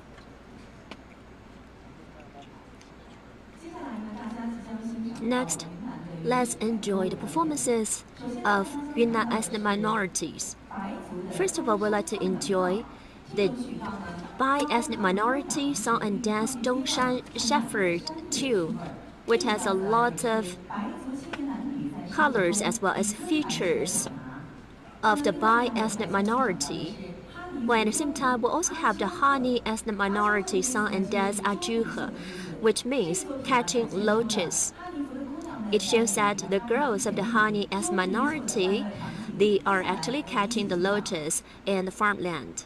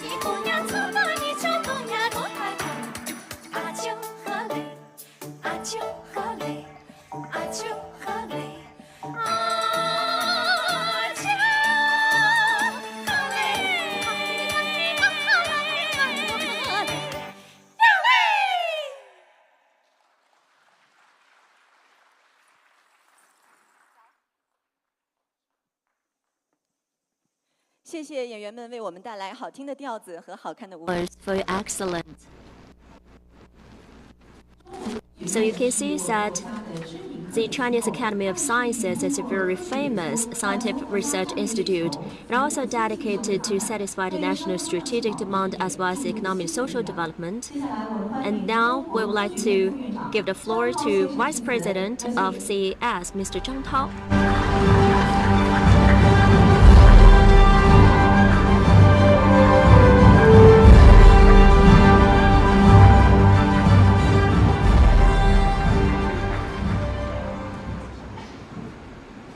尊敬的任秋部长，尊敬的 Distinguished Minister Huang Renqiu, Distinguished Secretary Hang Ning, as well as Distinguished Mr. David Cooper, ambassadors, as well as the other distinguished foreign friends. I'm very honored to participate in the first International Biodiversity Day after the adoption of the Kunming Montreal Global Biodiversity Framework. On behalf of the China Academy of Sciences, I would like to warmly congratulate to this great event. We know that China is one of the countries with the richest biodiversity in the world, but also one of the countries with more serious threats to biodiversity. Due to the impact of economic and social activities, there are still some wildlife habitats being lost and fragmented, some important ecosystems degraded, and the survival of the rare species threatened. Therefore, we need to conduct a regular assessment of the status of the species, keep abreast of the threatened status, and develop red lists to provide a scientific basis for biodiversity conservation. The IUCN Red List of Threatened Species is the most widely accepted and used international system for evaluating the risk of species extinction. Since 1980s, China has published the Chinese Rare and Endangered Species List, Chinese Plants Red Book, Chinese Endangered Animals Red Book, Chinese Species Red List, etc. From 2013 to 2015, Ministry of Ecology and Environment, together with Chinese Academy of Sciences, released a red list of Chinese biodiversity, higher plants volume, and a red list of Chinese biodiversity, vertebrates volume. Those lists have played an important role in China's biodiversity conservation. With increasing efforts, biodiversity survey and monitoring, and the deepening of scientific research, the work of the classification, phylogeny, as well as the conservation of higher plants and vertebrates in China has been greatly developed, and a large number of new species, new taxonomy, and new records have been reported one after another. Therefore, the Ministry of Ecology and Environment and the Chinese Academy of Sciences jointly carry out evaluation of the updated red list again in 2020, resulting in this release of the updated red list of Chinese biodiversity, which provides a scientific basis for the planning and formulation of biodiversity conservation policies, provides a database for conducting scientific research on biodiversity, and creates necessary conditions for public participation in biodiversity conservation. And is a way to implement Xi Jinping's thought on ecological civilization and implementation of the Convention on Biodiversity. Comparing with the previous assessment, This round of assessment had the following three characteristics. First, the number of the species assessed has increased significantly. This assessment covers 39,330 species of higher plants, an increase of 4,880 species compared with the previous one. 4,767 species of vertebrates, an increase of 410. Second, species-based information has been greatly enriched. In this assessment, 595 species of higher plants and 157 species of vertebrates received updated endangerment ratings due to the additional of relevant data. Third, the changes of the threatened species in China were further clarified. The assessment results showed that the health of the wild plants in China has improved, and deterioration of the threatened status of the vertebrates has also slowed down. And the endangered status of some species continues to be improved. However, the overall trend of declining biodiversity hasn't yet been fundamentally reversed, and we also request continued joint efforts by all the parties. On behalf of the Chinese Academy of Sciences, I would like to express my heartfelt thanks to all the experts of the two lists of their hard work and to all the relevant departments involved in the preparation of the lists. It is a long-term and arduous task to save endangered species and protect biodiversity in China. I hope that we can take the release of the Red List as an opportunity to continue to work together and make further efforts to create a new chapter in biodiversity conservation so that the flower of life can bloom more thrivingly on the Chinese land. Thank you, everyone. Thank you. Thank you so much. Please remain on the stage, and we would like to welcome Vice Minister of Ecology and Environment, Mr. Zhao Yingming, to come onto the stage. Minister of Ecology and Environment has been working on the biodiversity conservation and built the ecological civilization system and improve the awareness of people in biodiversity conservation. So today we have the China Biodiversity Red List, the vertebrates volume and higher plants, which are going to be released today. So please raise the samples of the volumes in your hands and jointly release the vertebrates volume and higher plants volume of China Biodiversity Red List. Congratulations, and we thank the two leaders. And Mr. Zhang, please go back to your seat. And Vice Minister Zhao, please remain on the stage. Now, we are about to launch From Agreement to Action, Build Back Biodiversity China Actions. First, we invite Vice Minister to address. Honorable Minister Huang Lunqiu, Party Secretary Wang Ning, and Honorable Mr. David Cooper, and dear embassy leaders and diplomats, distinguished delegates, friends, ladies and gentlemen. Just now, you learned about the top-level policy and guidance in biodiversity conservation, appreciated Yunnan's rich biodiversity and cultural diversity, and witnessed the release of the vertebrate volume and higher plant volume in the Red List of biodiversity in China. These series of measures have highlighted China's efforts and achievement in biodiversity conservation. However, at present, global biodiversity still faces enormous challenges, and the task of putting global biodiversity on the path to recovery is still arduous. 5 months ago, Kunming Montreal Global Biodiversity Framework was adopted. Well, from the strategic perspective of a shared future for all life on Earth, this framework grasps the global challenges faced by mankind, depicts the beautiful vision of humanity living in harmony with nature in 2050, and puts forward a set of ambitious, balanced, pragmatic, strong, and transformative solutions, leading the global biodiversity governance to a new and higher level. COP15 and the adoption of the Kunming Montreal Global Biodiversity Framework are only the first steps to reverse the global biodiversity loss. To push biodiversity on the path to recovery, it is imperative to move from consensus on paper to reality, which requires the joint engagement and practical actions of all parties and actors. So today we are here to launch From Agreement to Action, Build Back Biodiversity, China Actions, calling upon all parties and stakeholders to join hands with us and make a contribution to global biodiversity conservation by focusing on the following 3 areas. Firstly, China will continue to give full play to the leadership role of the presidency of COP15 and seek common development of global eco-civilization. Last December, as the presidency of the 15th Conference of the Parties to CBD, China led the conference to adopt the historic Kunming Montreal Global Biodiversity Framework. In the next step, we'll continue to fulfill the responsibilities of the presidency of COP15, lead the global biodiversity conservation process, coordinate all parties to fully implement the Kunming Montreal Framework,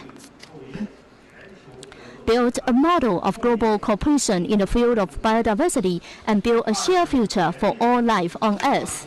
Secondly, we shall comprehensively improve the biodiversity governance and promote mainstreaming of biodiversity. We shall promote the mainstreaming of biodiversity in national and local policies, laws, regulations, and decision-making process. Integrate biodiversity governance into the whole process of economic, social development, ecological and environmental protection, natural resources management, and other development of government at all levels. Establish and improve the institutional mechanisms of biodiversity conservation. Revise and implement the national and local biodiversity conservation strategy and action plans, and jointly address multiple challenges such as climate change, pollution control, rural revitalization, and sustainable development, so as to promote the modernization of humanity living in harmony with nature. And thirdly, we shall advocate a joint participation and engagement system for biodiversity governance. We shall promote all walks of life, NGOs, and the public to actively participate in biodiversity conservation, advocate green production and lifestyle conducive to biodiversity conservation, enhance the awareness and engagement of the whole society in biodiversity conservation, and developed a biodiversity governance system with extensive participation and all actors doing their best. Ladies and gentlemen, I hope that under the guidance of Kunming Montreal Framework, we can form synergy in biodiversity conservation and revert the biodiversity loss trend in the world and achieve the beautiful vision of humanity living in harmony with nature. Thank you. Well, thank you, Minister Zhao Yingming. So now we're going to have the launch ceremony. So we would like to welcome the Minister of Ecology and Environment, President of COP15, Mr. Huang Runqiu, and Mr. Wang Ning, and Party Secretary of Yunnan, and the Vice President of China Academy of Sciences, Mr. Zhang Tao, DG Ma Xinmin from the Ministry of Foreign Affairs, and the Chief Economist of the State Forestry and Grassland Administration, Mr. Wang Zhigao. So please come on to the stage to jointly launch China Actions, From Agreement to Action, Building Back Biodiversity.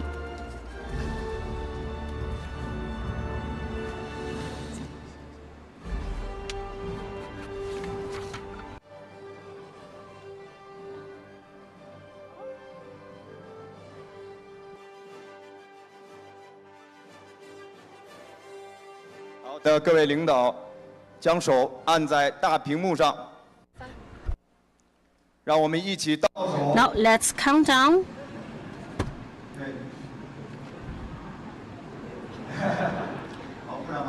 Okay, yes, please put your hands on the big screen. 3, 2, 1.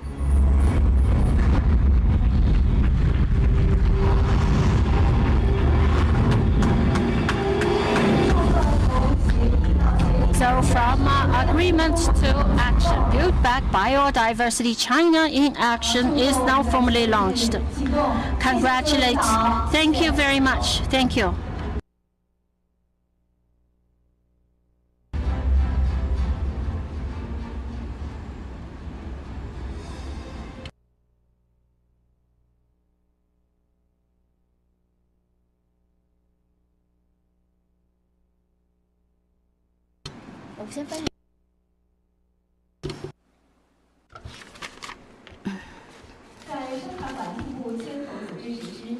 Well, in the process of biodiversity conservation led by Ministry of Ecology and Environment, we also need to have the active response of the local government. Central local coordination and linkage can help us to form synergy in addressing the key regions and key areas.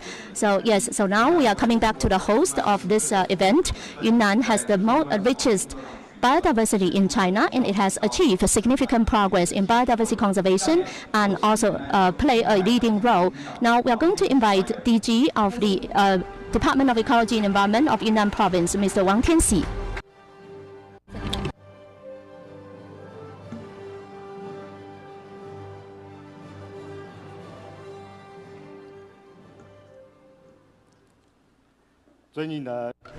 So, Honorable Minister Wen Qiu and Party Secretary Wang Ning, Honorable Mr. Cooper, distinguished leaders and delegates, it gives me great pleasure together with you in Kunming to jointly witness the launch of Yunnan Biodiversity and Community Diversity Integrated Development Demonstration Project. So on behalf of the Department of Ecology and Environment of Yunnan Province, I would like to express my thanks to all the leaders and people for supporting and caring for the eco-environment and biodiversity conservation in Yunnan Province. Last December, the Part 2 of COP15 has been successfully concluded, and it has adopted the ambitious, balanced, and pragmatic Kunming Montreal Global Biodiversity Framework. So this Kunming Montreal Framework leads the international community to jointly work together and to jointly halt and revert the biodiversity loss trend and put the biodiversity to the path of recovery. So this is a conference with the milestone significance in the biodiversity conservation. So the Kunming Montreal Framework has highlighted the respect for the rights of the indigenous people and local communities, encourage the indigenous communities and people to participate in the implementation of the Kunming Montreal Framework and improve the understanding of the cultural knowledge system and biodiversity and strengthen support and contribution to the sustainable development. During the meeting, the Yunnan Province actively participated, organized, and prepared the Nature and Culture Diversification Summit. Mr. Ren Qiu during the summit, using Yunnan as an example. Yunnan is the province with the most number of ethnic minority, and the cultural traditions and biodiversities of Yunnan are closely related, and formulated a series of traditional cultures with distinctive ethnic minority cultures, and has represented that we are a shared community of a shared destiny. The meeting adopted the Yunnan Montreal Natural and Cultural Declaration. We called for all parties to protect the natural ecology and the traditional cultures so that the natural ecology and the traditional culture can be organically integrated, and we can use the traditional culture to protect the eco-diversity so that the two can complement each other. Yunnan has diversity, biodiversity, and cultural diversity. For many years, under the guidance of the party secretary and the provincial government, with strong support from Ministry of Ecology and Environment, with great support of all parties of the society, Yunnan stick to the promotion of ethnic culture and biodiversity, and include the ethnic cultures and the traditional knowledge into its biodiversity protection, and listed in the biodiversity protection regulation of Yunnan in the long-term practices of life and production. Ethnic minorities of Yunnan has developed the colorful ethnic cultures and biodiversity conservation. We established the Hani ethnic minority terraced land culture, the Nanxi Dongba culture, the Daizu Longshan mountain cultures, and the Tibetan Shenjing culture. These diverse traditional cultures has started and developed the Yunnan modality, which is to use ethnic cultures and traditions to promote natural protection and use natural protection to promote ethnic cultures pass on.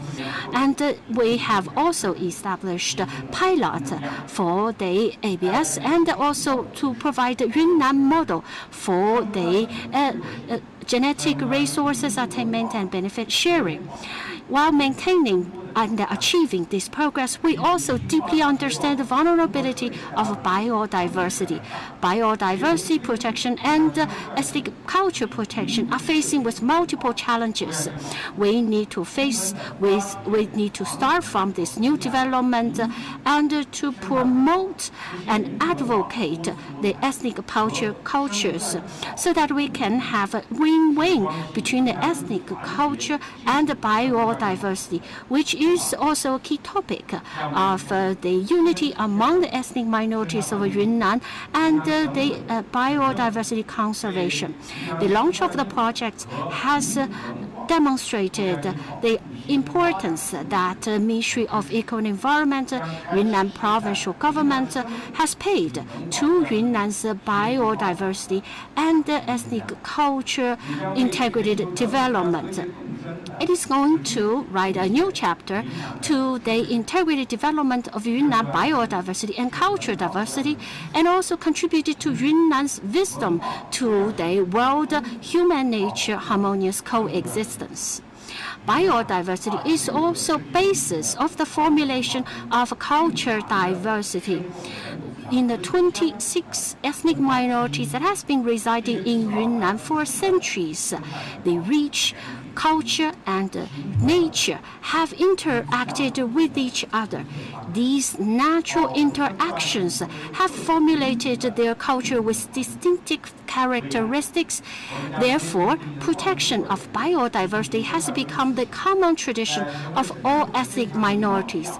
In the future, we're going to stick to the implementation of President Xi's eco-civilization with support of the provincial government under the guidance of MEE. With the support of all of the participants today, we're going to further specify our tasks to explore for new institutions, new modalities, and new pathways for biodiversity and community culture diversity protections, and contribute to the coexistence between human and nature. Thank you very much.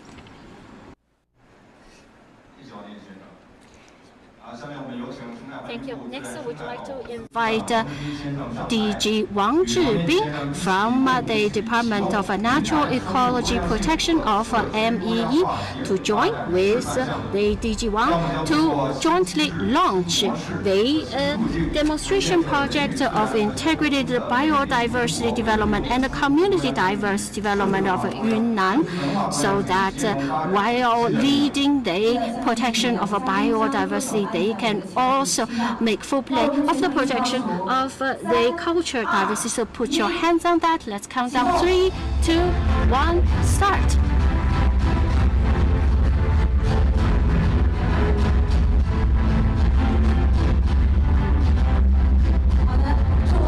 Okay, thank you, and congratulations on the launching of Yunnan Biodiversity and Community Diversification Collaborative Development Demonstration Project.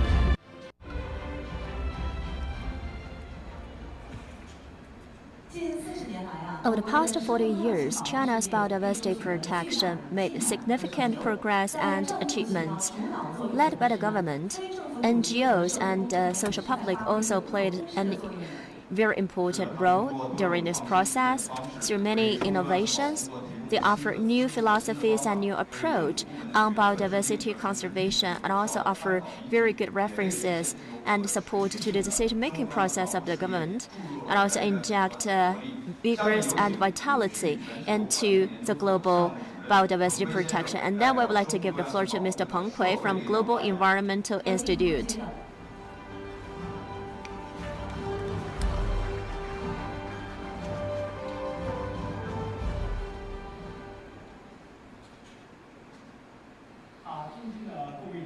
Distinguished leaders, colleagues, good morning.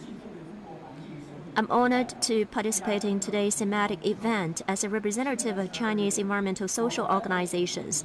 Last December, like many of my colleagues here, I attended Part 2 of COP15 in Montreal and also witnessed the adoption of the historic Kunming Montreal Global Biodiversity Framework under the leadership of the Chinese Presidency, and also applauded the global collaborative efforts.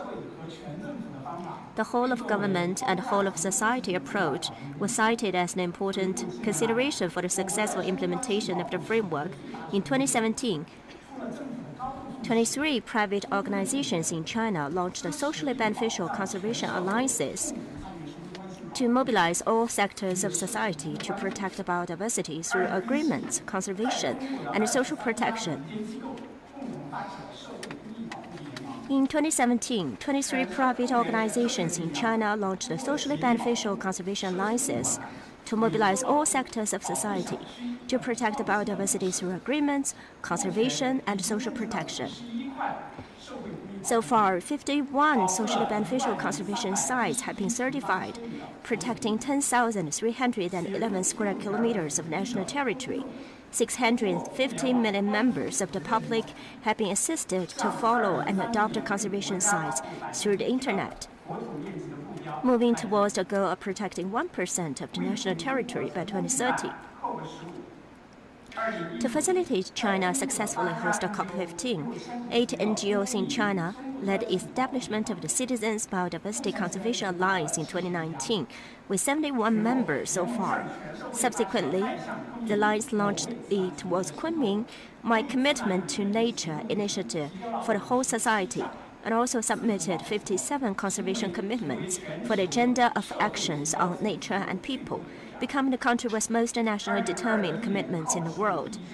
On the eve of the Part 1 of COP15 2021, Chinese social organizations co-hosted CVD COP15 NGO Parallel Forum, which was attended by 249 organizations and institutions worldwide, and released 3 actions initiatives, including the Non-State Autonomous Commitment Initiative, which mobilized a non-state entity in China to make a 10-year commitment to invest 2.55 billion RMB yuan in biodiversity conservation. It also organized a selection of global biodiversity 100-plus cases. The series of actions have pushed up the enthusiasm of Chinese society to participate in biodiversity conservation. In December 2022, Global Environment Institute and dozens of the other Chinese social organizations went to Montreal and hosted nearly 10 forums, side events, salons, and exhibitions at the second part of COP15, engaging in extensive dialogue and joint activities with non-state actors from around the world, especially developing countries, and contributing to the historical agreement finally reached at the conference. In 2016, together with 4 local NGO partners, I firstly reached out to 16 rural communities in Myanmar to help indigenous people sign conservation agreements to protect the primary forests as well as the wildlife from destruction. 2 years later, we expanded conservation by agreement to 27 communities across Myanmar. And in 2021, we decided to work with NGOs in 7 countries to establish the East Asia Conservation Initiative, so as to strengthen the regional as well as the NGO corporations. We also expanded this project to indigenous communities in Indonesia, the Philippines, Thailand, and Laos, and help them develop sustainable livelihoods, which has been very well accepted locally. 2020 also saw the establishment of China-Africa Civil Dialogue Platform on Biodiversity Conservation, which linked more than 150 civil society organizations in China and Africa for intensive dialogue and activities. Over the past 10 years of experiences on cross-border preservation as well as conservation make me fully understand what it means to move from agreement to action. The Kunming Montreal Global Biodiversity Framework provides us with a blueprint and a strong impetus for conservation from all walks of life. We call on the whole society to join hands to strengthen practical actions and contribute our wisdom and strength to the early realization of the vision of harmony with nature. Thank you all. Thank you very much, Mr. Peng Kui.